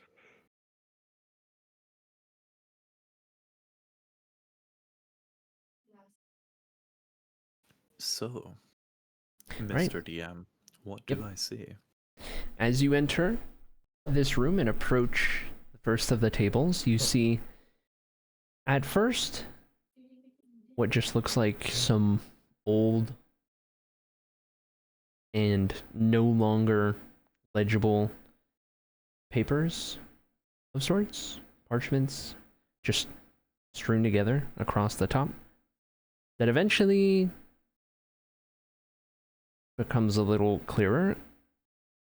As you get closer, you're able to kind of push aside the things on top, and underneath, more recently, let's say worked with, almost like pages ripped out of a book or journal of sorts. A lot of just kind of hastily written notes and scribbles and things that are crossed out and things that are almost like bullet pointed. Skimming over the information, it doesn't seem to catch your eye in any one particular way. And in the midst of going through all of these documents, Pipra, you specifically, and very suddenly, are alerted to the presence of a set of footsteps that are approaching. They're running. There's not one, there's 2 sets, and then 3 sets of footsteps. And just as you are being alerted to this presence, you all hear, as behind you, from the doorway in which you came, some muffled voices. I need you all to roll initiative. Oh, goodness gracious. 17. 7. 23. 20. Okay. 19. It's all set up here real quick, and I'll need you guys to see those numbers in just a second. Okay. This isn't the exact layout. We're using a general map for this, but okay, bear with me. Okay. Anyone have above 20? Yes. What do you have? 23. Okay. Exactly 20. Okay.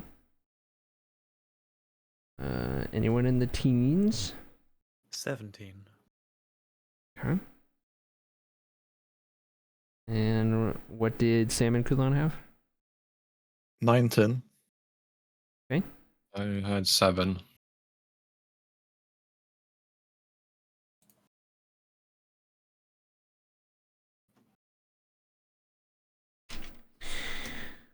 All right. What was our purpose in coming here again? Was it to get rid of the assassins, or was it to investigate why they're here? It was to see if they were actually here, and if so, to learn of anything you could, / dispatch of them potentially. But you were given the information that the city's scouts had potentially tracked them to here, or at least this region. The city knows of this crypt, so they assumed that potentially they were in this crypt. And you know that they have been causing a lot of trouble in the city of Nautabu and surrounding areas that Queen Neri has kind of oversight over. Combine that with the fact that you guys have encountered them, and Kulan has a past with them. You find yourselves here. Okay.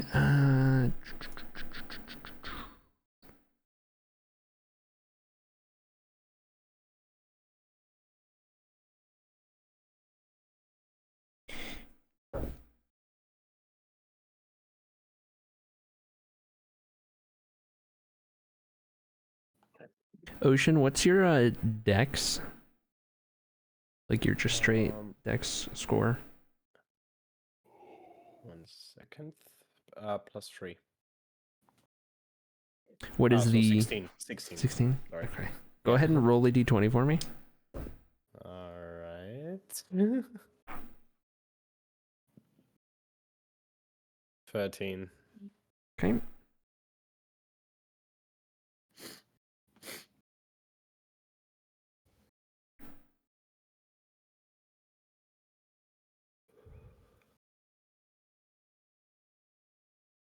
All right. With that, we begin with Pipra. We're up. You see what appear to be, much like the fight before, 2 seemingly average of the Errolin assassins,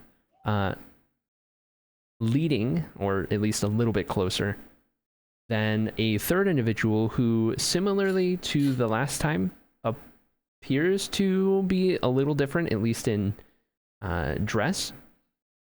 And is just kind of trailing ever so slightly. Can't make out any of their faces. They're fully in their sort of combat, I guess, attire, their assassin clothing.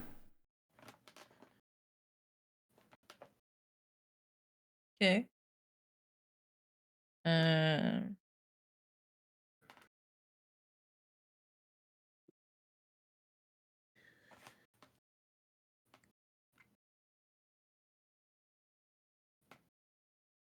I would like to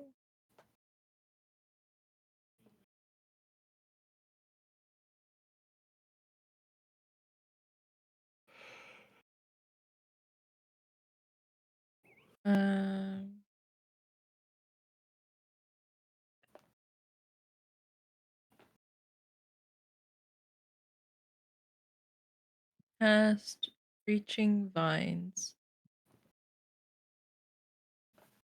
Okay. On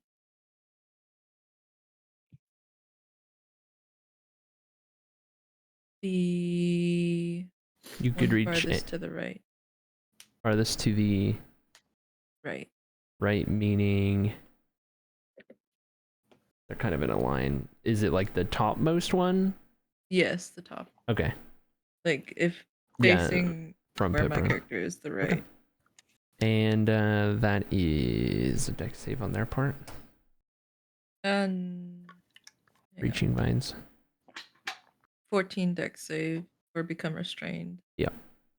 But for the damage, it's a 21 to hit. Okay.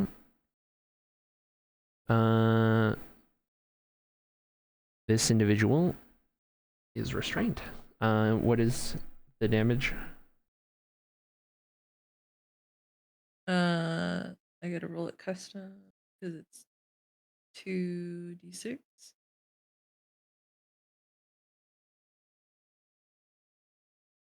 That is 8. 8. Okay. I just want to keep him from doing any funny business. Okay. That one is considered restrained. Anything else on your turn? I would like to cast Scholar's Preparation. Okay. And that is it for me. Okay. That brings us to Ocean. I would like to go in between the two tables. Okay. Here? Up, yeah, up. Up more? No, that's good. Okay. And I would like to also cast Reaching Vines on the one below the one that is restricted. Okay. It's a 14. Yep. Okay, it is not restrained. Makes it save on that one. Go and roll damage. All right, and that would be 5. Okay. All right. And if I can add, my Reaching Vines would look a little bit different to Pipra's. They would be like kelp. Very Just cool. saying. I like it. Love it. All right. Nice touch. That brings us to the one in white. Okay. The one in white was a problem last time. All right. The one in white Yeah, it is was. going to step right over here, and from across the table is going to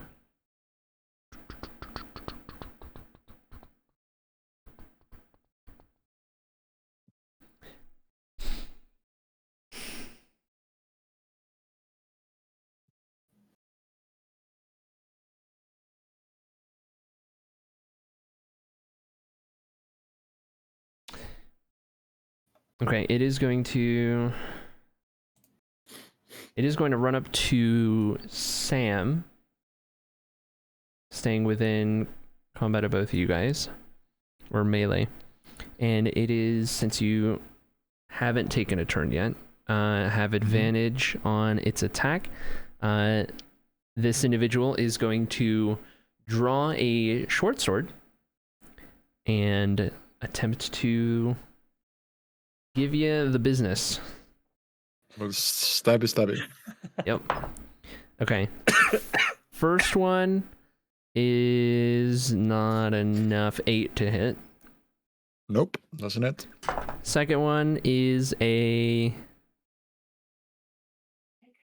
23 to hit. That does it. Okay. Oh, I guess that was... No, this was with advantage because you have... Okay, so that's for the first one. 23 to hit, I guess. And then I'll roll for the second one. I forgot he's got advantage. Nat 20 on the second one. That's my first nat 20 with that set, damage, by the way. So...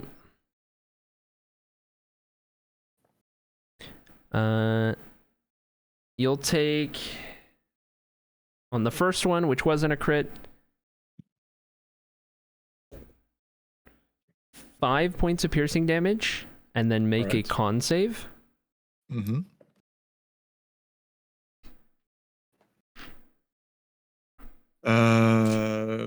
Unnatural 20. Okay. And on the second one,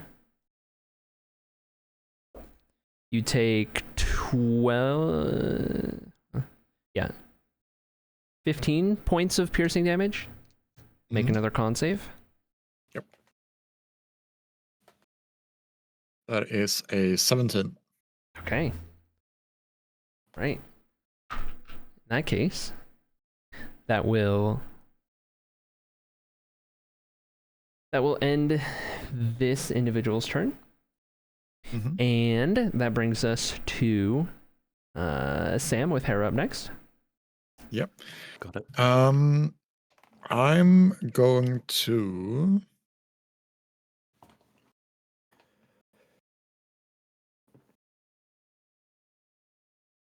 first of all cast Steel Skin level 1 myself. Okay. Just because I am a bit uncomfortable losing half my HP in one turn. Yeah.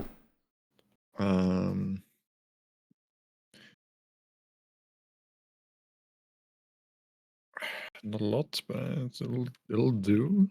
2 temporary points. Second, I will try to attack this white cloaked individual with Psychic Smite at second level.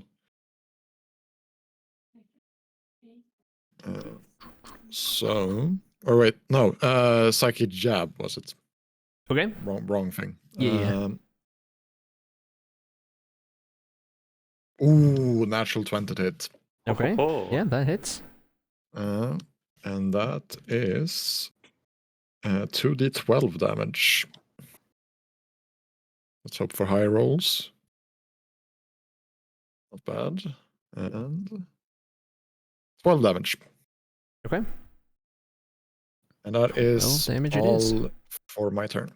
Okay. All right.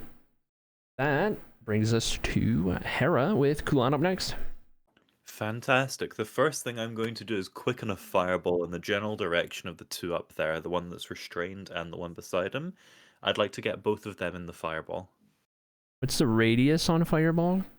That would be 20 feet. 20 feet. If it's possible, I'd like to hit nobody else, especially not Ocean. It's looking like if you want to use a fireball, it's going to hit Ocean. Is that a risk you're willing to take? I should be fire resistant. Are you sure you are fire resistant enough? Resistance is fire, it says. Okay. If you are sure and you are okay with it, then yes, I'd like to still quicken that fireball in their general direction. Okay. All right. What's the dex save? Dex save is 15. That one's rolling disadvantage, and the total damage is 25. Okay. You'll also need to roll a dex save, Ocean. Oh shit. Okay.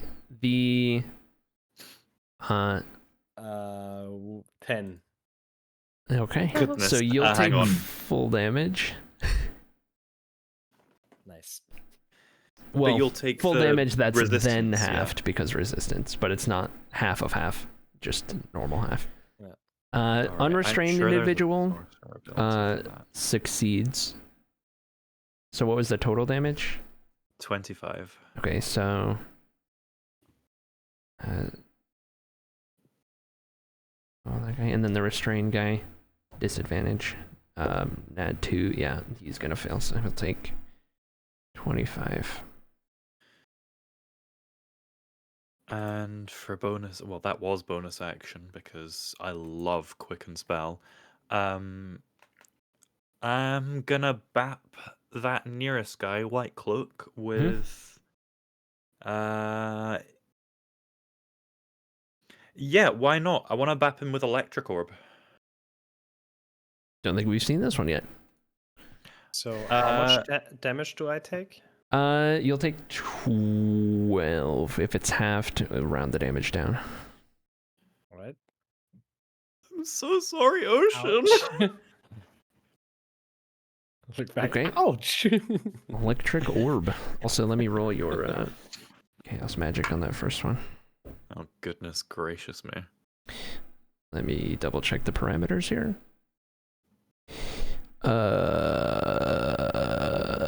Oh yeah, is he wearing metal armor? No, none of them are wearing metal Okay. armor. Fandabstick. Okay. Go ahead and cast your Electric Orb. Oh no, this is a con save he has to make. Oh. What's the save? It's 15. And this is at the guy in white? This is a guy in white. Nat 1. Nat 1. What's the damage it deals? Damage like dealt dice total. 9 damage, and it is lightning damage. What is the original dice? Because you rolled on the Chaos Magic chart, so this is going to deal maximum possible. Oh, 'Cause you got- 3d6. You got 7. Fantastic. So 18 lightning damage then? 18 lightning damage. I love a bit of max chaos magic. Yeah, you rolled 7, you got a good one. Okay. Is that the end of your turn? Yeah, there's nothing else I can do actually. I've Roll used for your action and roll for bonus your action. second spell real quick actually also. And you're not gonna believe this one. Goodness gracious. You hit the chart again.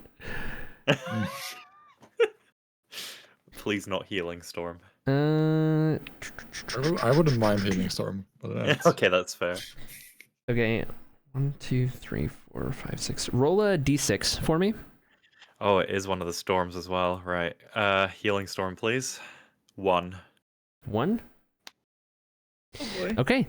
Yeah, that's You feel as a though good with the release of this spell of the Electric Orb and the damage that it deals, as though another spell had also been sent off just kind of out of your control in a random direction. And all of a sudden, in your mind, you start picking up on Pipra's voice. Pipra, what are you thinking right now? And what is Hera... what thoughts are Hera detecting at the surface level? As you are My sitting here... overthinking brain. Let's go. What are some of the surface thoughts? Okay, one is restrained. He took quite a bit of damage from that fireball. The second one, Pipra. Pipra, your seems anxious quite thoughts are making me dexterous. anxious. Pipra, please. That's annoyed. Oh my goodness. Do you he attempt to go deeper, Hera, on the thoughts?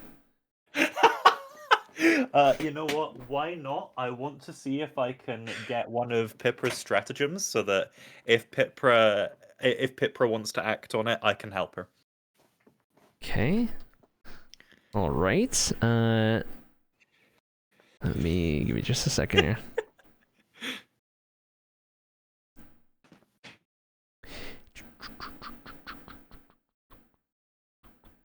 Pipra, go make a wisdom save.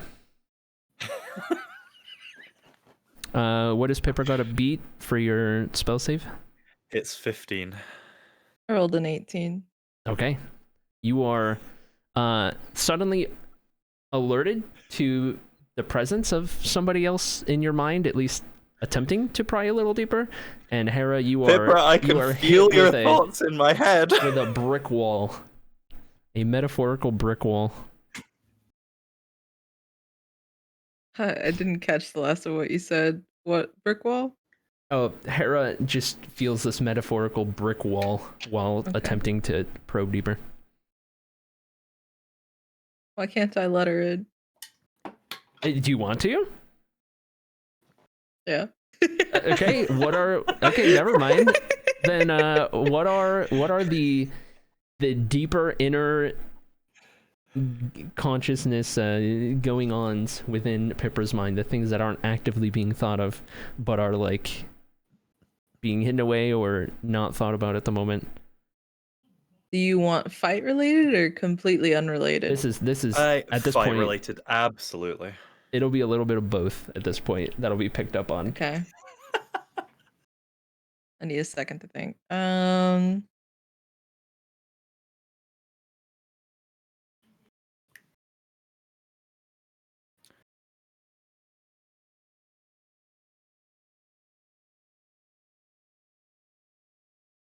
Of all the spells that could have been, that was one of the tamer ones. I love how you thought it was a storm and then it was just detect thoughts. Yeah, I genuinely thought with the D6, yeah, that's a storm. That was to determine whose thoughts. Oh, that's good.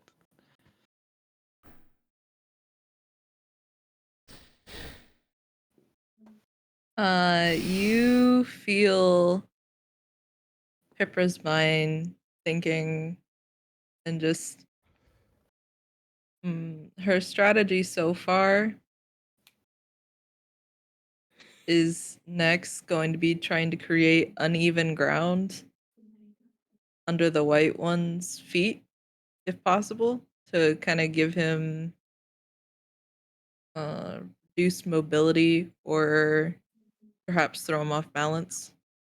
But I have to see what kind of flooring it is, like if there's any like dirt peeking through. I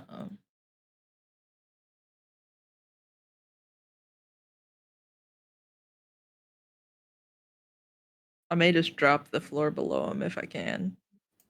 That sounds Put him like into a good a bit plan. of a hole. Not fight related. You pick up this is the first thing I thought of, so I'm gonna go with it. A urge to just pat short people on the head, like Kulan and Sam, just always wanting to pat their little heads. To Hera, this is indistinguishable from her own thoughts. Okay. All right. It's a mental high five. Well then, is that the end of Hera's turn? Yeah, there's nothing else I can do. Okay, Kulan, you're up. All right, I'll. Can I hop from the table in front of me over to the other one, and then flank? Like on the table? White? Yeah. And you want to go to the one across from Ocean? Yeah. Yeah, go ahead and make an acrobatics check, because Ocean's there. That's a 9. All right. You're able to do it, but Ocean does get an accidental kind of foot to the side of the face. And Ocean, man. Ocean, you take 1 point of bludgeoning damage. As Kulan attempts to jump past you, but just times it weird. You do land on the table, though. It's all right. When you said accidental, I was like, Yeah. oh no. Ocean's Right- taking right on 0 the enemy burn. damage this fight. Accident. Oh, per ocean, man. Okay, now Right, that you're on the table. I'll then try and bonk the one in white, I think. Okay. And that is a 15 to hit. 15 just barely hits. 10 bludgeoning. Okay. And as well sneak attack bonus, I believe. Yeah, go for it. It's an additional 4. Okay. And then I'll follow up with a flurry of blows and make a couple of kicks as well.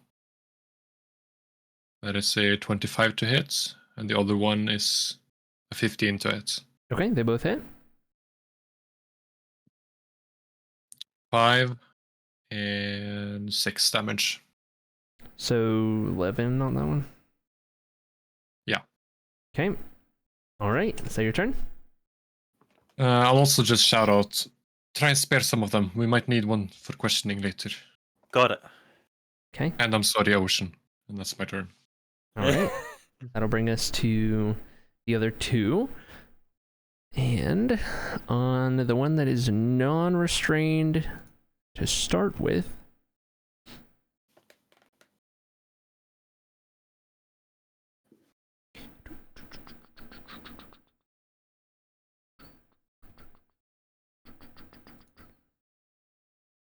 give me just a moment. I'll reference something.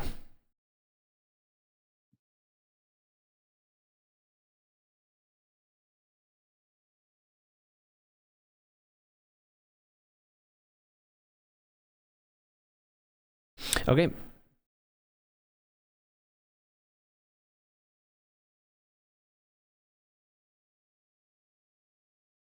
The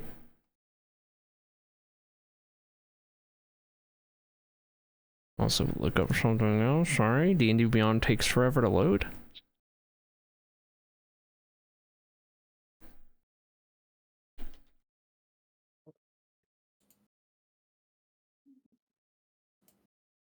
Okay, starting with the one that is not restrained.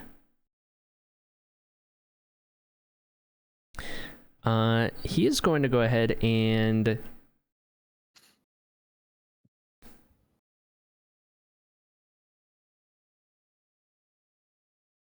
yeah. This one is going to get right up next to Kulan here and cast Inflict Wounds at 2nd level. So, roll that one, see if it hits. Oh. That is dirty 20 to hit. That hits. Okay. Counterspell. Oh. Oh. Okay. You said the word cast. I didn't think I'd be able to use this Okay. because they seemed like less magic-y people. This is. I'll protect the homie. Yeah, this is one thing. Damn, homie protected. This it automatic. You don't even need to roll because it's 2nd level. So. Spell of lore, yeah. Yep. So all right. Yeah. You feel Kulan this hand kind of unexpectedly, as you're not looking that way, but this hand reach out and kind of hit your calf. But as you feel this almost burning, but not really like a warm burn, but almost like a withering sort of burn from the hand begin to try to take hold, you see across the room as Pipra kind of raises the staff a little bit, and all of a sudden that sensation just vanishes and no longer takes hold. Very nice. Okay, that's that one's turn. The one that's restrained at seeing this is going to attempt to cast Hold Person on Pipra for counterspelling. So, let me pull I that don't one have up real quick. counterspell. I'm so sorry. I would have Alright. done it. Make a Wisdom save, Pipra.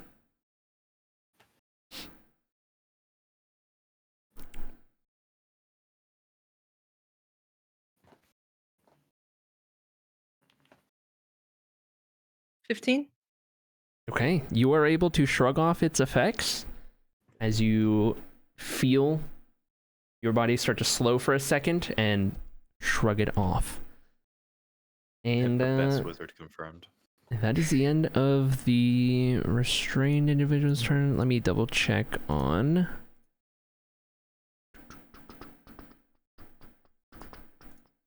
Okay. Yep, that brings us to Pipra's full turn. You get your reaction back, and then Ocean will be up next.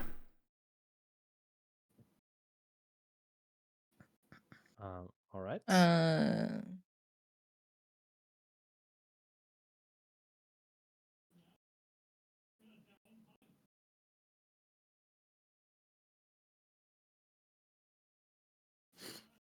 I will go ahead and cast Scorching Ray. Okay. 2nd level. So At the one that tried 4 to. rays? Is that what that means? 3. 3. Okay. 3rd level is 4 rays. Okay. The one that was trying to attack Kulon. All 3 of them? Yes. Okay. Position you a little better sight line. Probably like there. First is 17. 17 hits. 17. Also hit. 26. Also hits. Go and roll damage.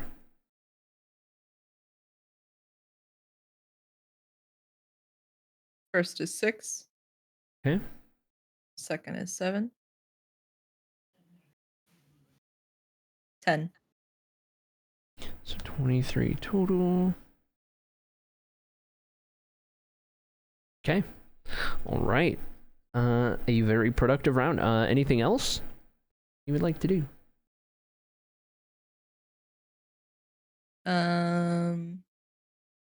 That is it. Okay. Brings us to Ocean. All right.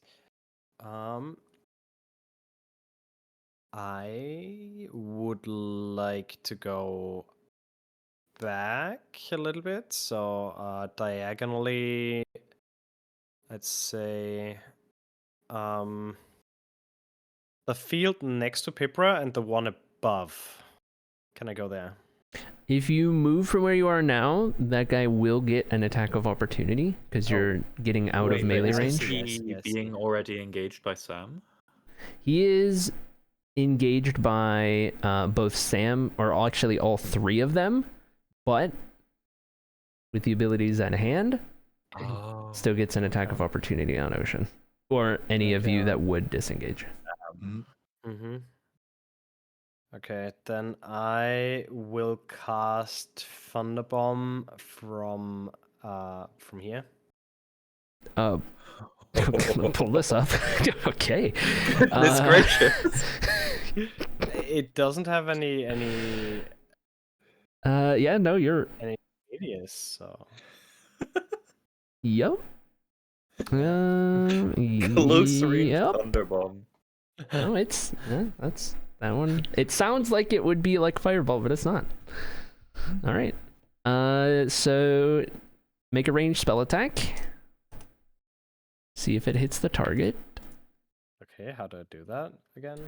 It would be... A d20 plus 6 is your spell attack, is plus 6. So whatever you roll on d20 plus 6. D20 plus 6. Oh, not a d6. Alright, let's do that. That would be 12. Okay. 12 is not going to hit, but when it doesn't properly hit, it does half damage and no additional on the next turn. So go ahead and roll 44 thunder damage, and it'll take half. All right. Oh, I love The music Thunderbomb. that came on. I was So like, the roll was 12. Baldur's Gate? On For real, 44, I'm loving all the Baldur's fours. Gate. No. It was it was 12. To hit Wait. with your 4 and 3 and 4 and 1. Okay, so 8, Yeah. so yeah, 12. Okay. Yeah, I don't know why I thought all fours. I can't math. Yeah, no. Okay. 12 half to 6. So. Okay. Initially, by the way, because this is a homebrew spell, if the range spell does actually like hit the DC, a target would take 4d4 thunder damage, and then on the next turn, at the very start of it, take an additional 2d4 thunder. But on a miss, only takes half the initial damage and no extra. It's like a lingering effect kind of spell. That's a good spell. Is that your turn, Ocean?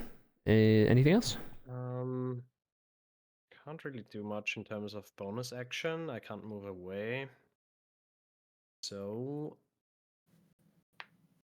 I guess. I mean, if you really wanted to, you could, and there's a chance you don't get hit. But oh, you mean sneaking away? yeah, like the attack of opportunity isn't Yeah. guaranteed to hit. It's just, it's a risk, right? I got hit too many times by accident. Stay where you are. Yeah, I do like to use my bonus action though, Okay. and inspire Sam Okay. to be strong and you got this. You wounded, but you got this. We'll smash this guy. Okay.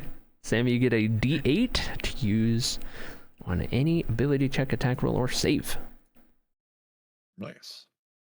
Okay, that brings us to the individual in white.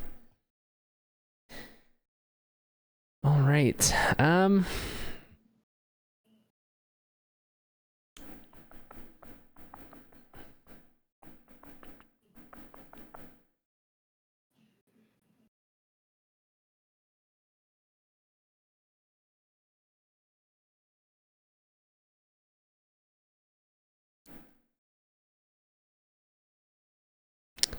Just looking here.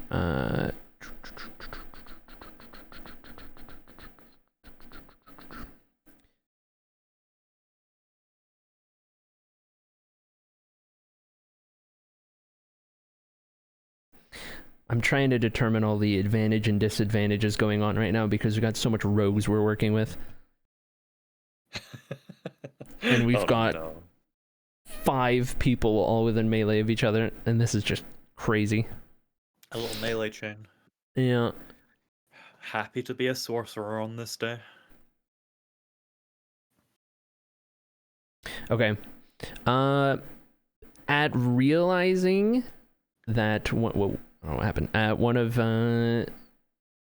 his comrades has closed in behind Kulan. He's going to turn his focus onto Kulan, staying where he is, so he's still in melee with everyone. And it's going to be... There's going to be some short sword attacks in Kulan's direction. So first one, and this will be straight roll. First one, 14 to hit. That misses. Okay. And on the second one is going to be dirty 20 to hit. Yeah, that is. Okay. So a couple things. Piercing damage is going to be 7. Okay. Okay. And with his friend there, I'll roll that he gets sneak attack because he's got an ally on the other side. Yeah. So that one will be an additional 13 points from sneak attack. Yikes. And make a con save. Oofed. No. That there's poison. 15. 15. You have poison resistance or immunity? Which one? Neither, I think. I might It's be just thinking if of it's something else. magical resistance. Right. Okay, that's right. I was thinking of something else. Okay. Many dice later. Hold please.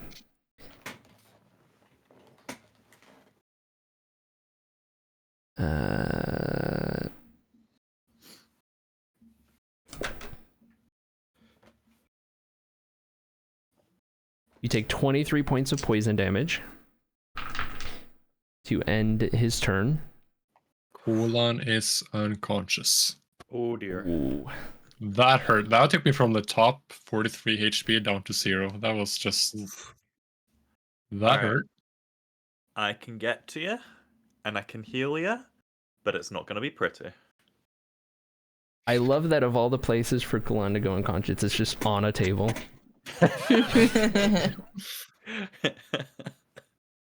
Okay. All right. With that, we are on to Sam with Hera following suit. Yep. Got it. All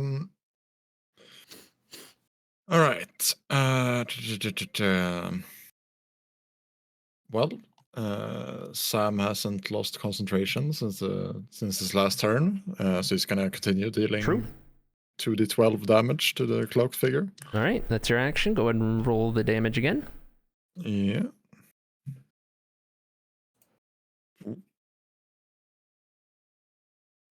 That is 14 damage. Okay.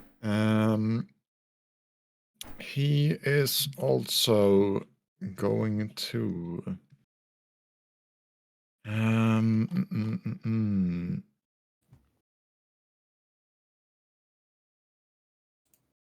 cast Steel Skin again on himself, I feel like. Do you still have Or- remaining? I don't know if it stacks if you already. I thought you casted it a bit ago. I did cast last round. It might not Right. stack. I don't know. I think temporary hit points just replace itself instead of Okay. stacking continually with like any Okay, spell fair you would enough. use.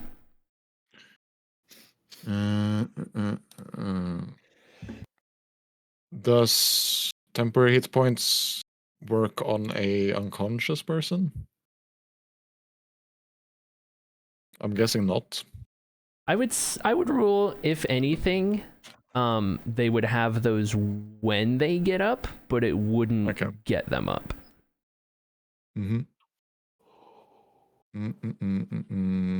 Yeah, I mean, in that case, I'm targeting. I'm giving Ocean some temporary hit points Okay. Nice. Go for because it. he has been accidentally hit a bunch of times Yeah. throughout this match. Okay. Per ocean. Poor Ocean. Why are we throwing so much plastic? Ocean, you will be getting 6 temporary hit points. Ooh. Do you know how to add those? Yep. Okay. Cool. Is that the end of your turn? Yeah, that is all I'm gonna do. Or wait, is that an action round? Use your action for the continuation of the. Yeah, but I'm checking something.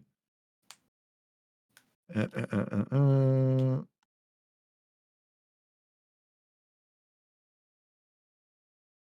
haven't channeled divinity since we last slept, so I think I'm gonna channel divinity celestial bravery, maybe. Okay. Sure. You gain AC equal to the number of hostile creatures in combat to maximum of +5, so Okay. +3 in this case. Yep. If any of them die, it'll go down as they do, but for now, +3. Nice. Great. Okay. With that, we are on to Hera. All right. How best to maximize sorcerer time? How far can I run in a single turn? I've got 30 feet of movement. Am I able to get between the restrained one and the dark cloak? I believe so. Perfect. Well, I'd like to go in that general direction, but first of all, I am going to stop right at Kulan. Okay. And what I'm going to do is I'm going to hit Kulan with 2nd level restore health. Go for it. Kulan, you now have 16 hit points. Chaos magic does not trigger. This was a quickened one. Okay. Okay. The second thing I'd like to do just now is I would like to run up in between the two, one of them restrained and one of them not. Am I able to touch both of them?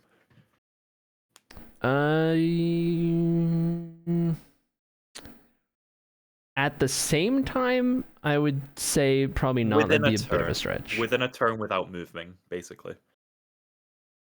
Yeah, more or less. You'd have enough movement to touch one and then the other, I guess. Okay. That being the case, it's going to be twinned 3rd level Sickening Touch. Okay. Find the initial thing here. There we are. I'd like to look at the one that tried to inflict wounds Kulan earlier. I'd like to just, as intimidatingly as possible, go, here's how that's done. Okay. This one is a save, or yeah, it's a save. This one, is it? Yeah, it's con a save. To hit and then there's a to hit and then a con save for the poison though. Oh yeah, Mega. Yes, you're right. That's right. Okay. Chaotic intervention on the one on directly beside Kulan though, please, if that's okay. Okay. Go for it. And I'm glad I did. Natural 20. Fantastic. So this is going to be... Oh my god. Okay, this is going to be 10d10 necrotic. The 10d10 comes from... The 10 is because... Well, the initial 5d10 is because it's 3rd level. The 10d10 is because it's a crit. Oh, I'm looking at this at the wrong level. It's originally... Okay, yeah, I see. I was looking at it at the wrong level. So he's gonna take... Mhm. I've missed that. 33 points of necrotic damage. Okay. And what did his con roll? 2. He rolled a 19 on the save. Okay, it does save, so he's not poisoned. Okay. And then the other guy, this is a disadvantage because chaotic intervention. 19, otherwise it would have been another natural 20 there. Okay. Yeah, that hits. Con save on that guy. And, hang on, I need to just do that because it's not actually all that. This one is 5d10. 17 on con save. Okay, that still saves, Okay. but he does still take 27 points of necrotic damage. Okay. Math. Okay. Okay, that's all I can do. I think I've used all my movement, all my bonus action, all my action. I think that's everything I can do. I would say that is a pretty efficient turn. if I do say so. I'm out of 3rd levels, so if anyone else has any big hitters that they need, it's not going to be me. Okay. Also, there was a quicken and there were two sorcery points spent on that one? Just to keep track. There was quite a few sorcery points burned on that, so I have 2 left total. Okay. Cool. In which case, Kulan, now that you have your hit points back, what would you like to do? I'll kind of gasp for air and try and get back up. Okay. Which of the 2 next to me looks the worst wounded? Probably the one in darker. Right, I'll try yes. and I'll hit him with a quarterstaff first. 15 to hit. 15 hits. It is 9 points of damage. Okay. And then for my bonus action, I will use Cunning action and disengage. Okay. And I will flee behind Sam. Okay. Able to do so. If that's your turn, we will go to the darker cloaked individuals. First one. I'm expecting this to hurt.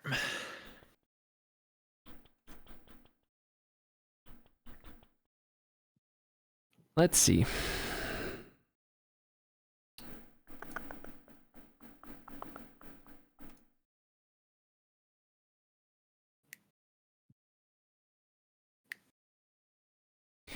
Okay, I will say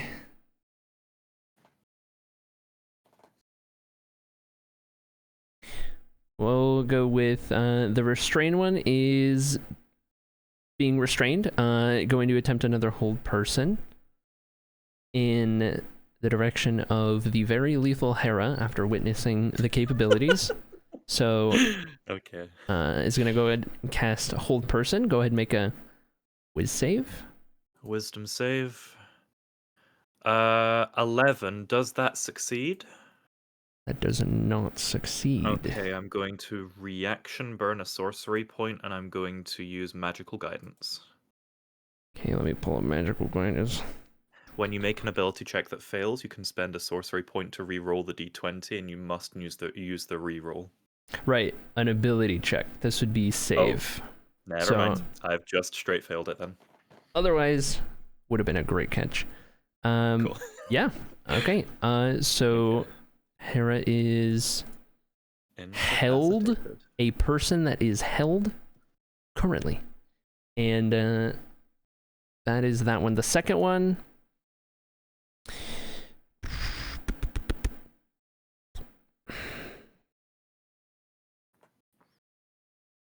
What is?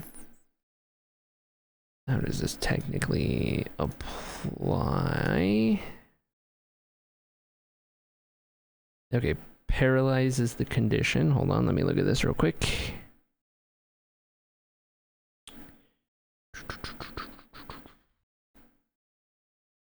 Okay, yeah. So the other one, at seeing Hera get the held person effect, is going to attack with their daggers. These are going to be with advantage because paralyzed, and any that hit are auto crit. Okay. So 23 on the first one. That's 2 hit. Yeah, no, that hits 100%. And the other one is dirty 20 to hit. Yeah, so hits as well. Oh dear. Damage on these each will be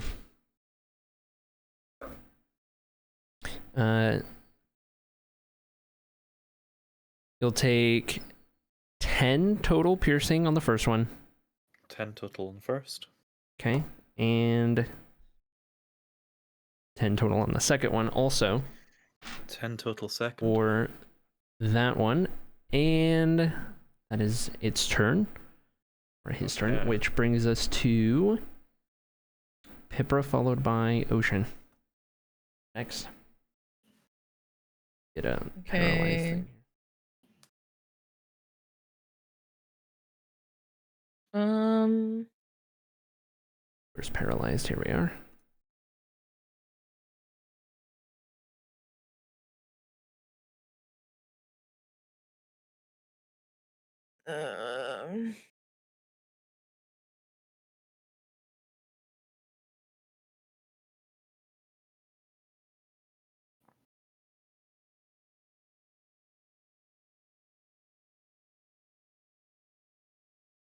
You want me to damage or heal? Party.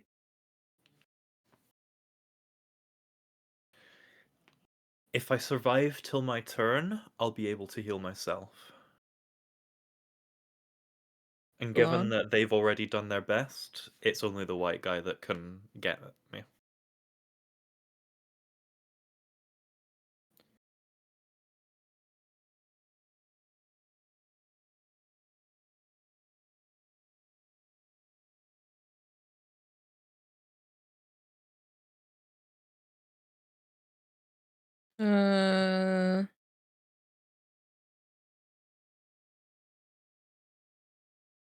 Then I will cast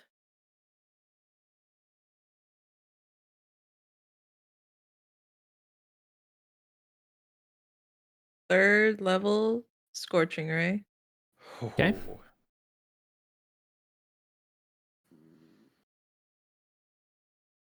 20, 30. Who is this at? I'm going to split 2 and 2 the ones on either side of Hera. Okay. 23. Okay, both hit. That's for the top one. 16. 16 on the bottom one. Hits. 22. Okay, they all hit. Go and roll damage. 2. Okay. Perfect. 7. Okay, so 9 on that one. And for the other one? 11. Okay. And 7. Okay, for that second guy down here, how do you want to do this? That's the one that It's the one just below stabby Hera. stabbed. Yep.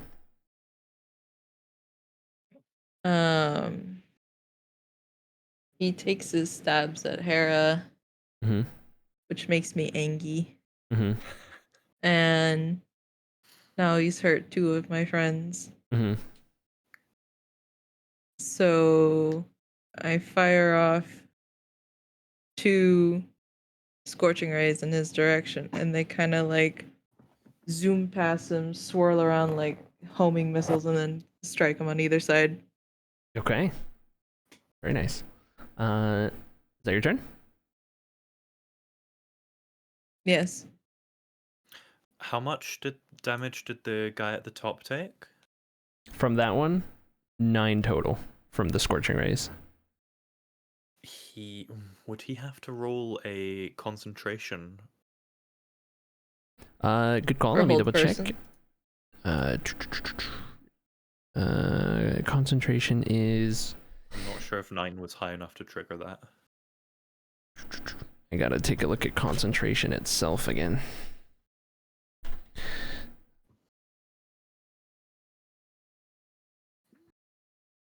Pull that up. Double check. I want to break free. I want to break free.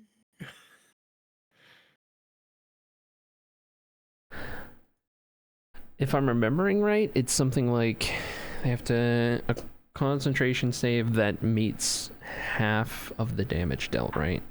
I think that's what it is. Isn't it 10 or half of the damage dealt, whichever is higher or something? I'm not sure. I looked up concentration and it's not giving me any of that. Any of what we need. It's just giving me you can only concentrate on one spell at a time.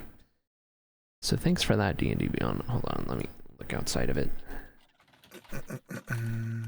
Concentration save. 10 or half the damage, yeah. Is it 10 or half, whichever's higher, or 10 or half? I assume that's Whichever's what it would higher, be. yeah. Okay. So 10 would be it. Let me roll that real quick.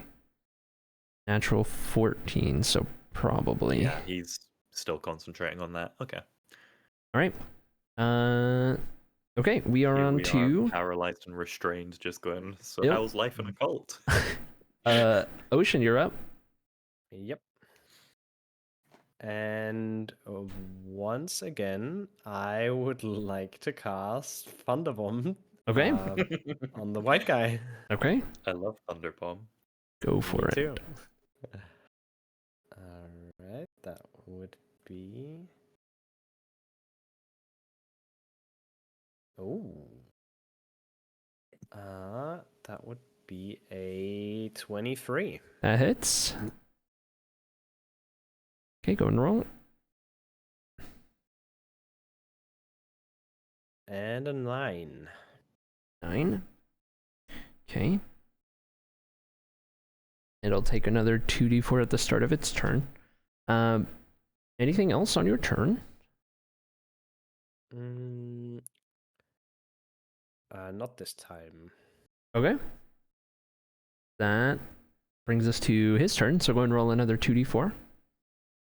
Mm-hmm.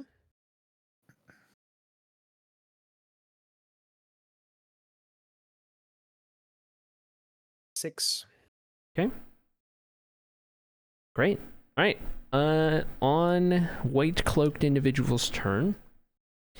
Now having taken damage from 2 consecutive thunder bombs, is going to be angry at Ocean and attack with the short sword. So, first one is only a 9 to hit, which I assume misses. Yep. Okay, second one,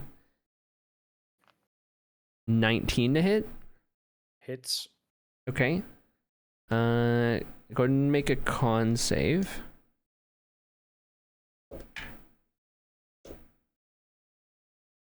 $16. Okay. You take 6 points of piercing damage from the strike, and you save from the poison. Right.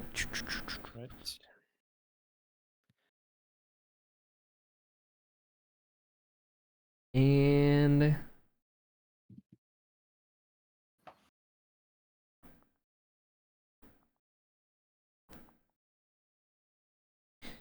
let me see.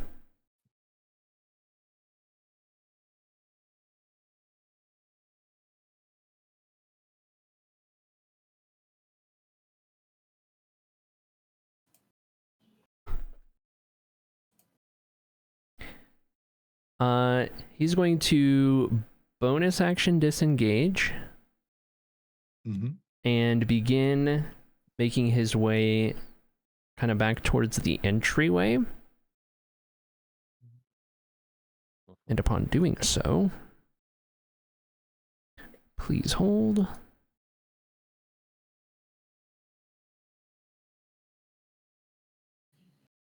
Holding the phone.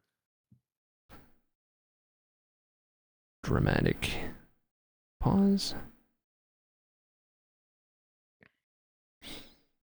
And upon making his way towards the exit, he's going to be interrupted as another figure appears. Oh no. This one's going to be very large at first. Let me just make that small. Oh no, it's the snake. Not to scale. We're gonna have to Not to fight a scale. giant. This individual is going to attack the one in white. Huh. Oh. Do me and Pipra recognize this individual? None of you recognize this individual at a Okay. glance. To hit is me just have combat with myself for a second here. Yep, first one I love hits. And he'll deal. It's piercing. Roll the con save. Failure. Oh boy.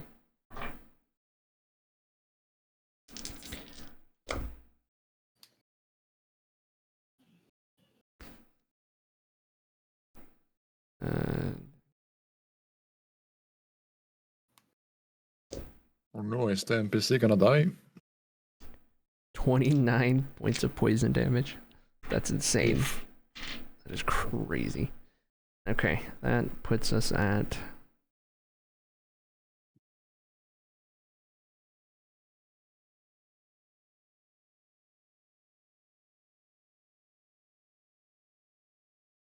Okay, and with the second attack he's got... That was just the first one. Natural 20. I can't believe this is happening. It would be against another DM character and not against a player or anything.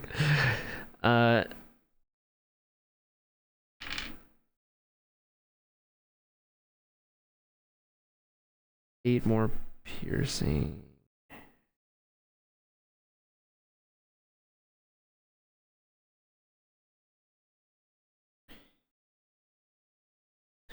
And con save succeeds. But nonetheless, dealing a grand total of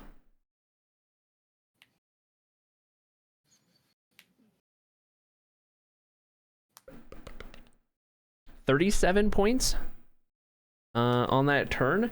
You watch as the one in white, at attempting to flee, almost like turns and begins to kind of dash towards the exit, is just very abruptly interrupted with a short sword just straight to the gut out of a just surprised individual who turned the corner, and he just kind of ran into it, unexpecting it. And after a moment, you see as the one in white just falls to the floor. Lifeless and not moving. With this new individual in red, of whom none of you recognize, standing right across from him. And with that, there is the restrained guy, but like he's kind of just nothing. You are left with one hostile individual who is still at this point managing to hold Hera. And it brings us to Sam's turn. Well, yeah. I'll break concentration on the now dead guy, I guess. Okay.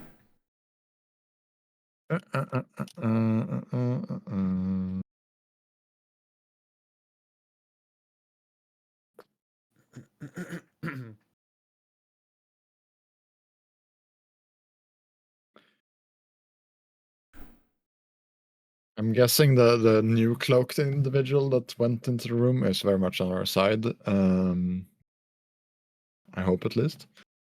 So I'm just gonna go and cure some wounds on my or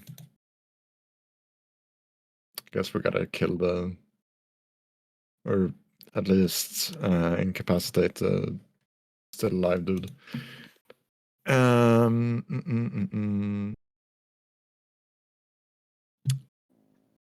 Can I walk over to the restrained fellow and try to hit him with my longsword with the purpose of subduing him instead of killing him? Yeah, I'd say so. Stabs you non-lethally. More like wax with the flat end of the blade. Yeah. So are you going clubs for, on the... instead of damage, just trying to like knock unconscious kind of a thing? Yeah, basically. Make a strength check, and we'll do a con save on his part. So I'm gonna say pretty strong fella. Apparently not. Yeah, that's a 5. 4. So, Oh. he goes from restrained to unconscious. Or I guess is incapacitated. We'll use that because that's fancy. Yeah. Very fancy. Okay. Yeah. What a contested roll. 5 and 4. Okay. Race to the bottom. Well, with that, we'll go. Oh wait, no, not that one. Sorry, wrong playlist. Normal creepy. There More we go. dramatic music. Yeah, more Second dramatic. box unlocked. With that, you are seemingly no longer in combat, although across the room from each one of you stands a pretty similar looking assassin-like individual, rogue-like individual, albeit in a different set of cloak and attire. The reds and blacks are still there, although the placement's a bit different. This individual just looking out amongst the group of you, just cautiously, sort of, kind of on guard, but not putting off an aggressive sort of manner. Can I take a step forward? I'd like to do the same. And just keep my staff at the ready, keep an eye contact, and then I'll just say, "Who are you? Take off that mask." Okay. So Similar. What's up? Oh God, similar. How do you say, tone? But I'd say, an enemy of my enemy. Are you a friend? This individual looks out amongst the group. Switch back to the scene. And muffled behind the coverings of the face, you hear this individual call out, "A friend? I'm not sure. But whatever led you here seems to be in line with my goals.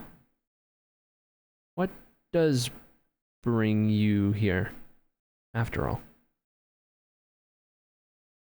Well, hopefully, and I'm gesturing to the unconscious one rather than the dead one, we're about to find that out.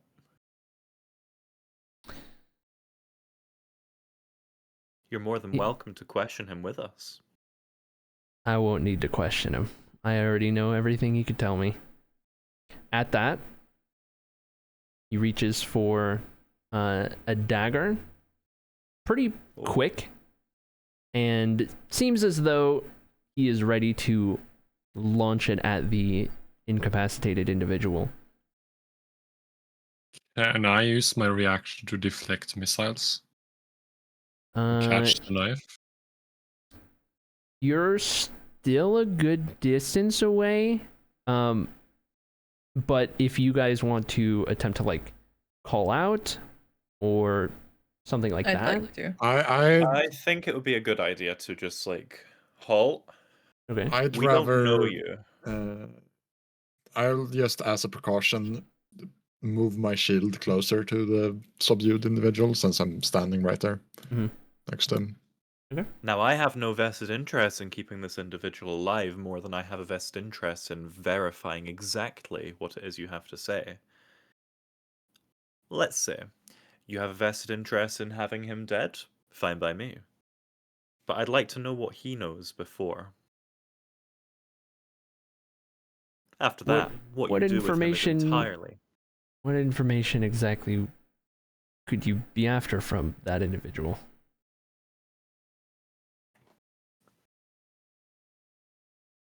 Message cast. Pipra. Yes. Pipra, what are we trying to ask him again? their I forgot. intentions are in the area. Okay, perfect. Thank you very much. We want to know what they're doing here, what the Errolin assassins' intentions are for Naubatu.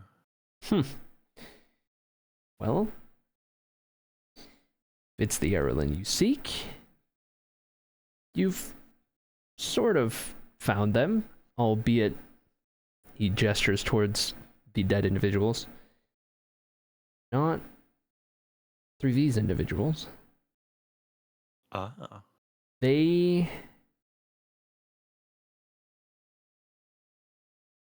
They are of a different group. These individuals posing as though members of my group, the Errolin Assassins. Ah. These A are representative in the flesh.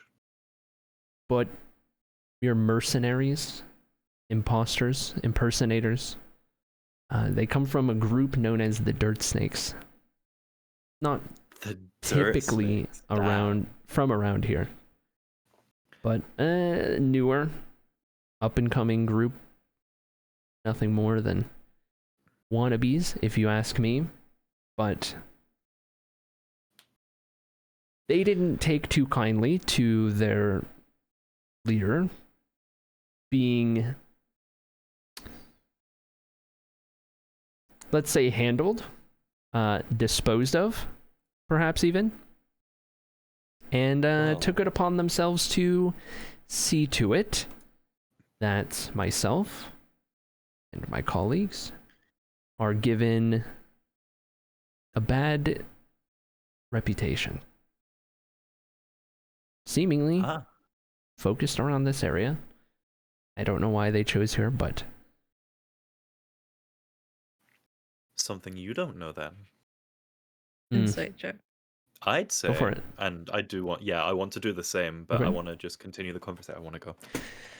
Well, I'd Surely say he'd if there have is a elements reason. of this that you don't know, and elements of it that I don't know, we Mhm. both have the same goal in this, no? well, Natural one. Oh, hang on.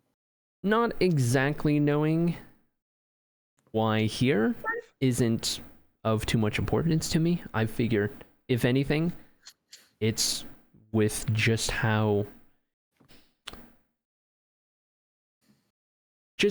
tense things are in this region with the war going on and whatnot, perhaps stirring up trouble in the name of the Errolin could have a more potent effect, perhaps, in an area such as this. But regardless, Smear operation, then. whether it here or on the other side of Blutora, that part is not really of too much importance. My goal in this was simply to track down the rest of these individuals, of which seems you've beat me to, and make sure they are disposed of. I had been following the scouts of the city for a bit of time, just keeping my distance, keeping in tow, but learning of whatever they learn and hoping that it could potentially lead somewhere. Sure enough, led me here. And I think that's that. Message cast towards Kulan. Okay. How do we feel about this guy? I know you and the Errolin have history. What was Right your now- insight check, by the way? Mine Oh, was 5. I didn't Okay. do well. I'll say back, right now, I don't like him. I want him down. He's going to backstab us, I have no doubt about it. These are not good people. You do not believe a word he says. He needs to I've go. encountered them before. I'd be inclined to agree, but hold your blade. We're weakened as it is. At the very best, we can hope to get out of this alive with some information. We will get our chance. I promise. The individual continues. I am personally known as Rockslide. It's not a real name, obviously, but the Errolin. We don't. Hello, I'm Ocean. He stops and just glances in your direction, and then just kind of. That is also a code name. Slightly confused, continues. Not a real name, but we prefer to work in code to protect the identities of our members. I was leading a small group tasked with stamping these impersonators out and clearing our name. The others are not here. They were searching some other leads, but we tracked this small pocket of these dirt snakes from as far up as Melivari in the north, through Eustrea from city to city, down here to Elibet. Again, I don't know how much of their intentions you need, but where they were operating and where they were going didn't seem to add up to us at all. Just that they were making their way through various regions of Blutora that the war has been frequently visiting, I suppose. I want to go towards the nearest table and kind of offer him a seat and go, it's exactly the kind of information you need if you have time to discuss for a moment. After all, I don't reckon that there's any more coming that we can't handle, at the very least. No, this Can I was the history last of check them. what he's saying? Like, do I know the name of this dirt snakes? Go for it. Do I recognize where they've been? Make a history check. 15. I'll help. Okay. And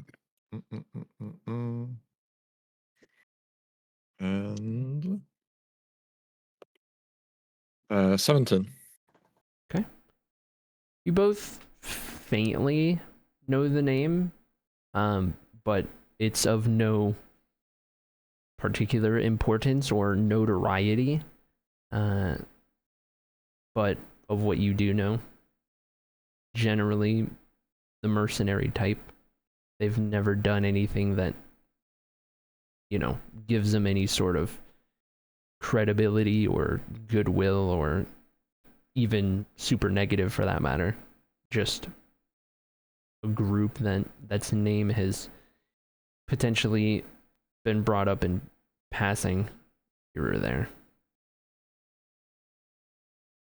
I want to search the white-robed one's body. Okay. I'd like to do the same for the one that I was absolutely wailing on to help Kulan out. The curious Errolin assassin remains by the doorway. He just kind of leans against the frame of it, not bothering with the deceased individuals or, for that matter, with doing anything else other than staying where he's at. It's mostly for evidence gathering's sake, but Yeah. do I find any coin on the guy? On these individuals, on all three of them, you guys come up empty outside of the weapons, which are a couple of daggers each. Short sword There are on the one in generally white. I'll go. There's generally some coin on these guys, but it's a well-made weapon. I'd like to pocket one of the daggers. Okay, go for it. Pocketed. Okay. He does pipe up again. So, I hope now that I've given your group some information, you could potentially return the favor. What do you know of this group who you were assuming were the Errolin assassins? What led you here? I thought we were the only ones who were onto their efforts. Message cast Kulan. How honest do we want to be here? Sam is that doesn't matter. Sam is just completely honest. He takes up. One second. And he scrolls fast. Okay, I this take is my the staff chapter. and just bounce him in the stomach. And I look to the other guy and I just say, "We owe you nothing. We will not tell you a word. I don't believe anything you've told us. And we don't want you here."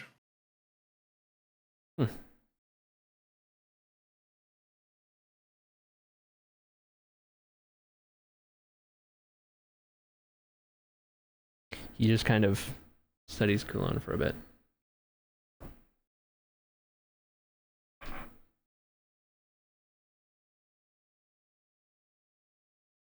Hold on. I feel the He's- awkward he- atmosphere. he's and I kinda making just keep a- looping. He's making an insight check. Hold on.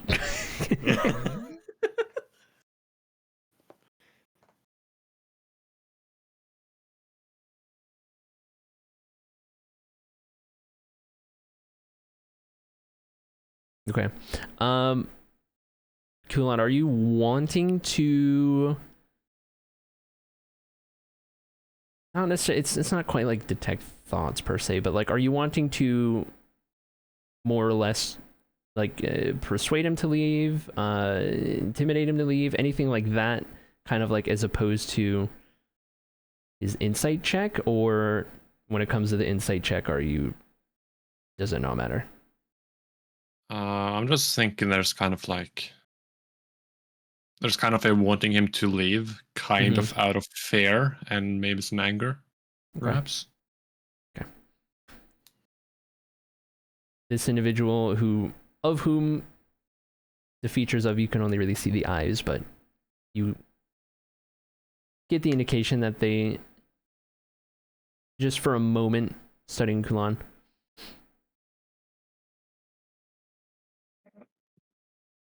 You're a monk, right? What I am is none of your business. Yeah.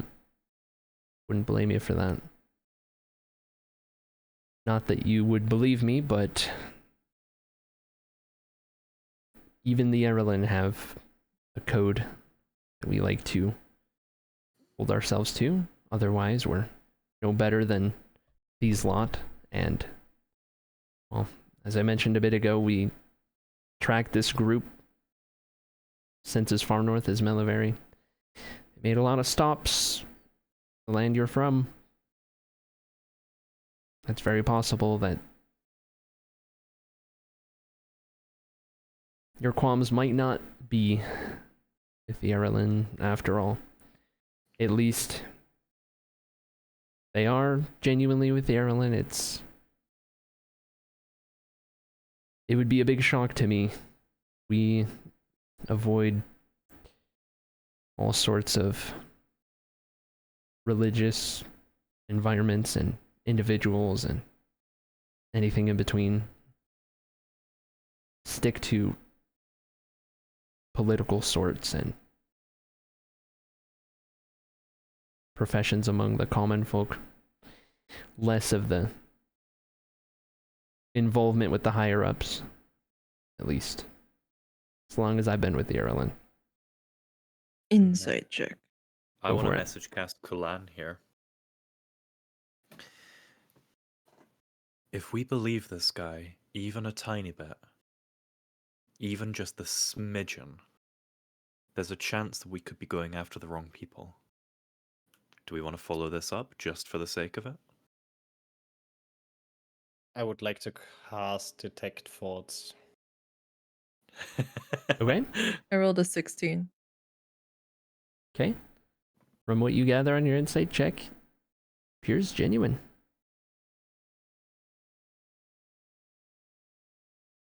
I speak back to her and I say,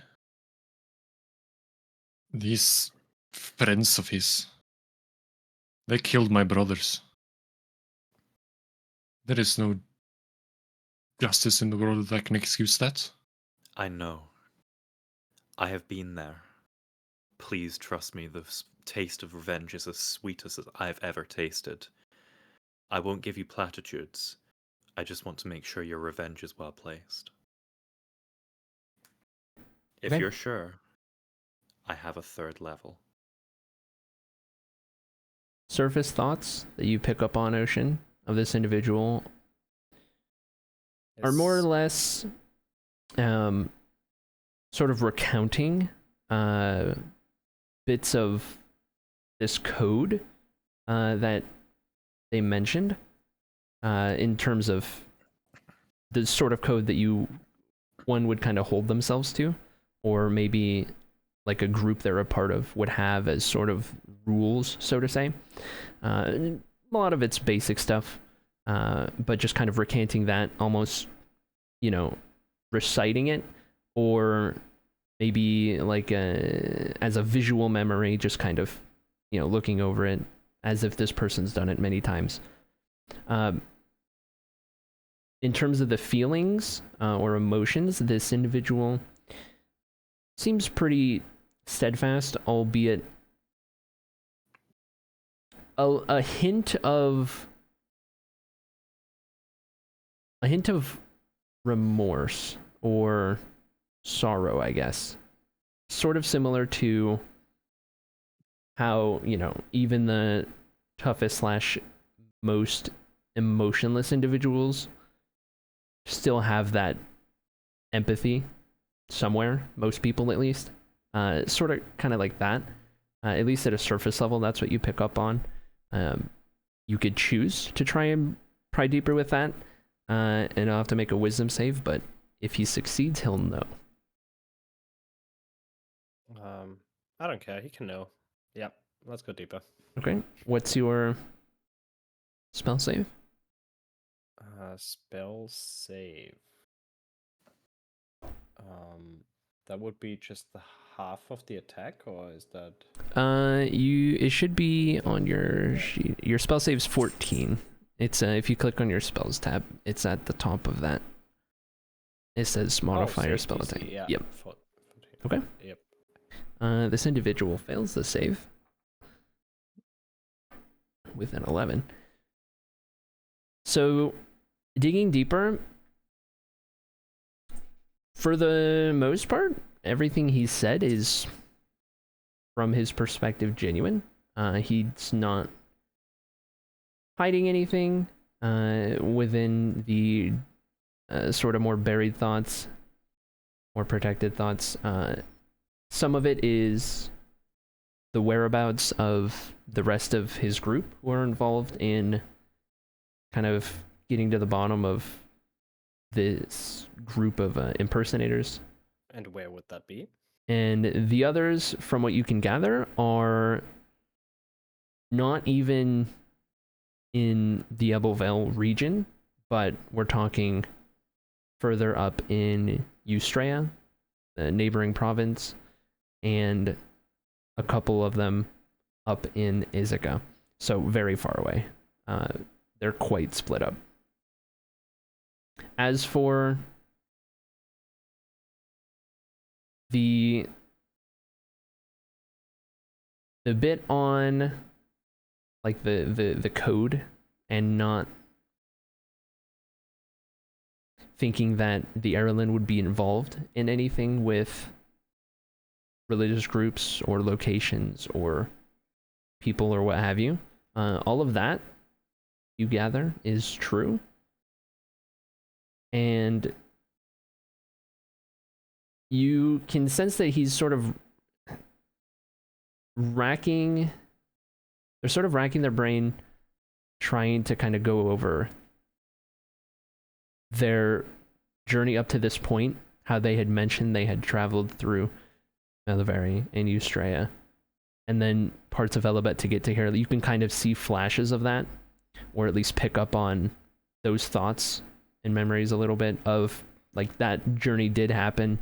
You kind of get the feeling that all of that was true, and this individual doesn't know any specifics, doesn't know Kulan specifically or anything like that, but is at the very least making a genuine effort to try and help and clear the Errolin's name in offering that information and doing what he can to try and at least diffuse the situation a bit and clear the air. All right. I look to Kulan. What is Kulan's expression right now? Just straight up anger. Just All right. mean Okay. face. I look Hera in the eyes and gesture like, Message cast, Ocean. Hello.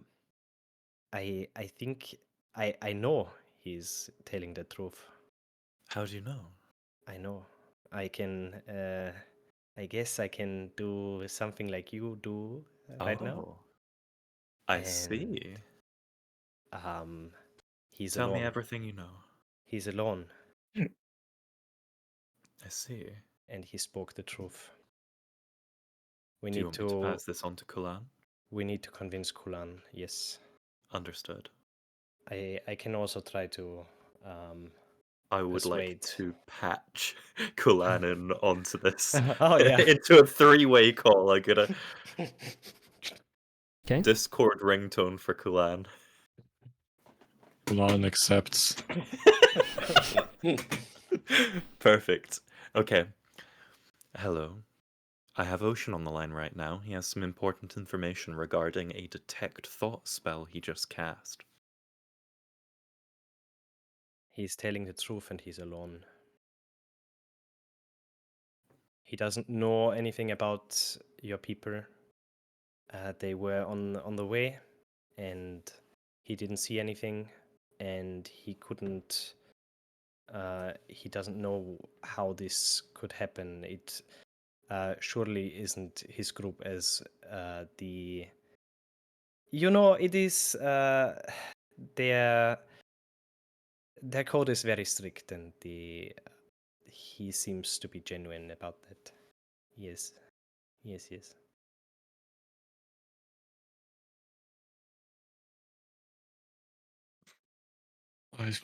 You've led me this far. I do not like this in the slightest. There is And I will attack if he even moves a muscle. I understand and now? encourage high it. chance. It's a high chance these dirt snake boys are the ones you seek. We'll gather evidence. We don't have to be forthcoming with him, but I'm going to stand down that third level slot that I was talking about earlier.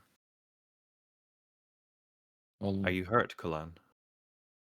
You see me basically dripping with blood and limping and just kind of looking extremely beat up. Oh man. I'm gonna burn that last third level that I talked about that I'd conjured from my very final second level one and the rest of my sorcery points. Okay. I'm burning that on a restore health for Kulan. Okay. Pipper, you've got the I'll highest keep- passive perception, right? I think so. Kulan, you gain 23 health points. 15. Okay. Just making a note of that. Everyone's just standing there in awkward silence. I'll lower my quarterstaff then. Just put it to the side. But I'm not taking my eyes off of him. I'm gonna drop the three-way call and go, alright, thank you, Ocean. Boom. Okay. I think the general vibe of my group right now is distrust. You'll forgive us for not being forthcoming, but we'll investigate what you say here. So be it. I have no more business in this dank crypt anymore. And I don't blame you. It is very stinky here, yes. So, I think Ocean put it as good as I could. it's all the same. I've got no business with you guys outside of what you've already taken care of here. If I would be so graciously allowed to depart and make my way towards the rest of my group, who are many days away, I'd be doing so. Just very briefly to make a clearing to the exit and gesture. Be our guest. And for the sake of an open communication channel, Herigol Creation, I'm putting out my hand.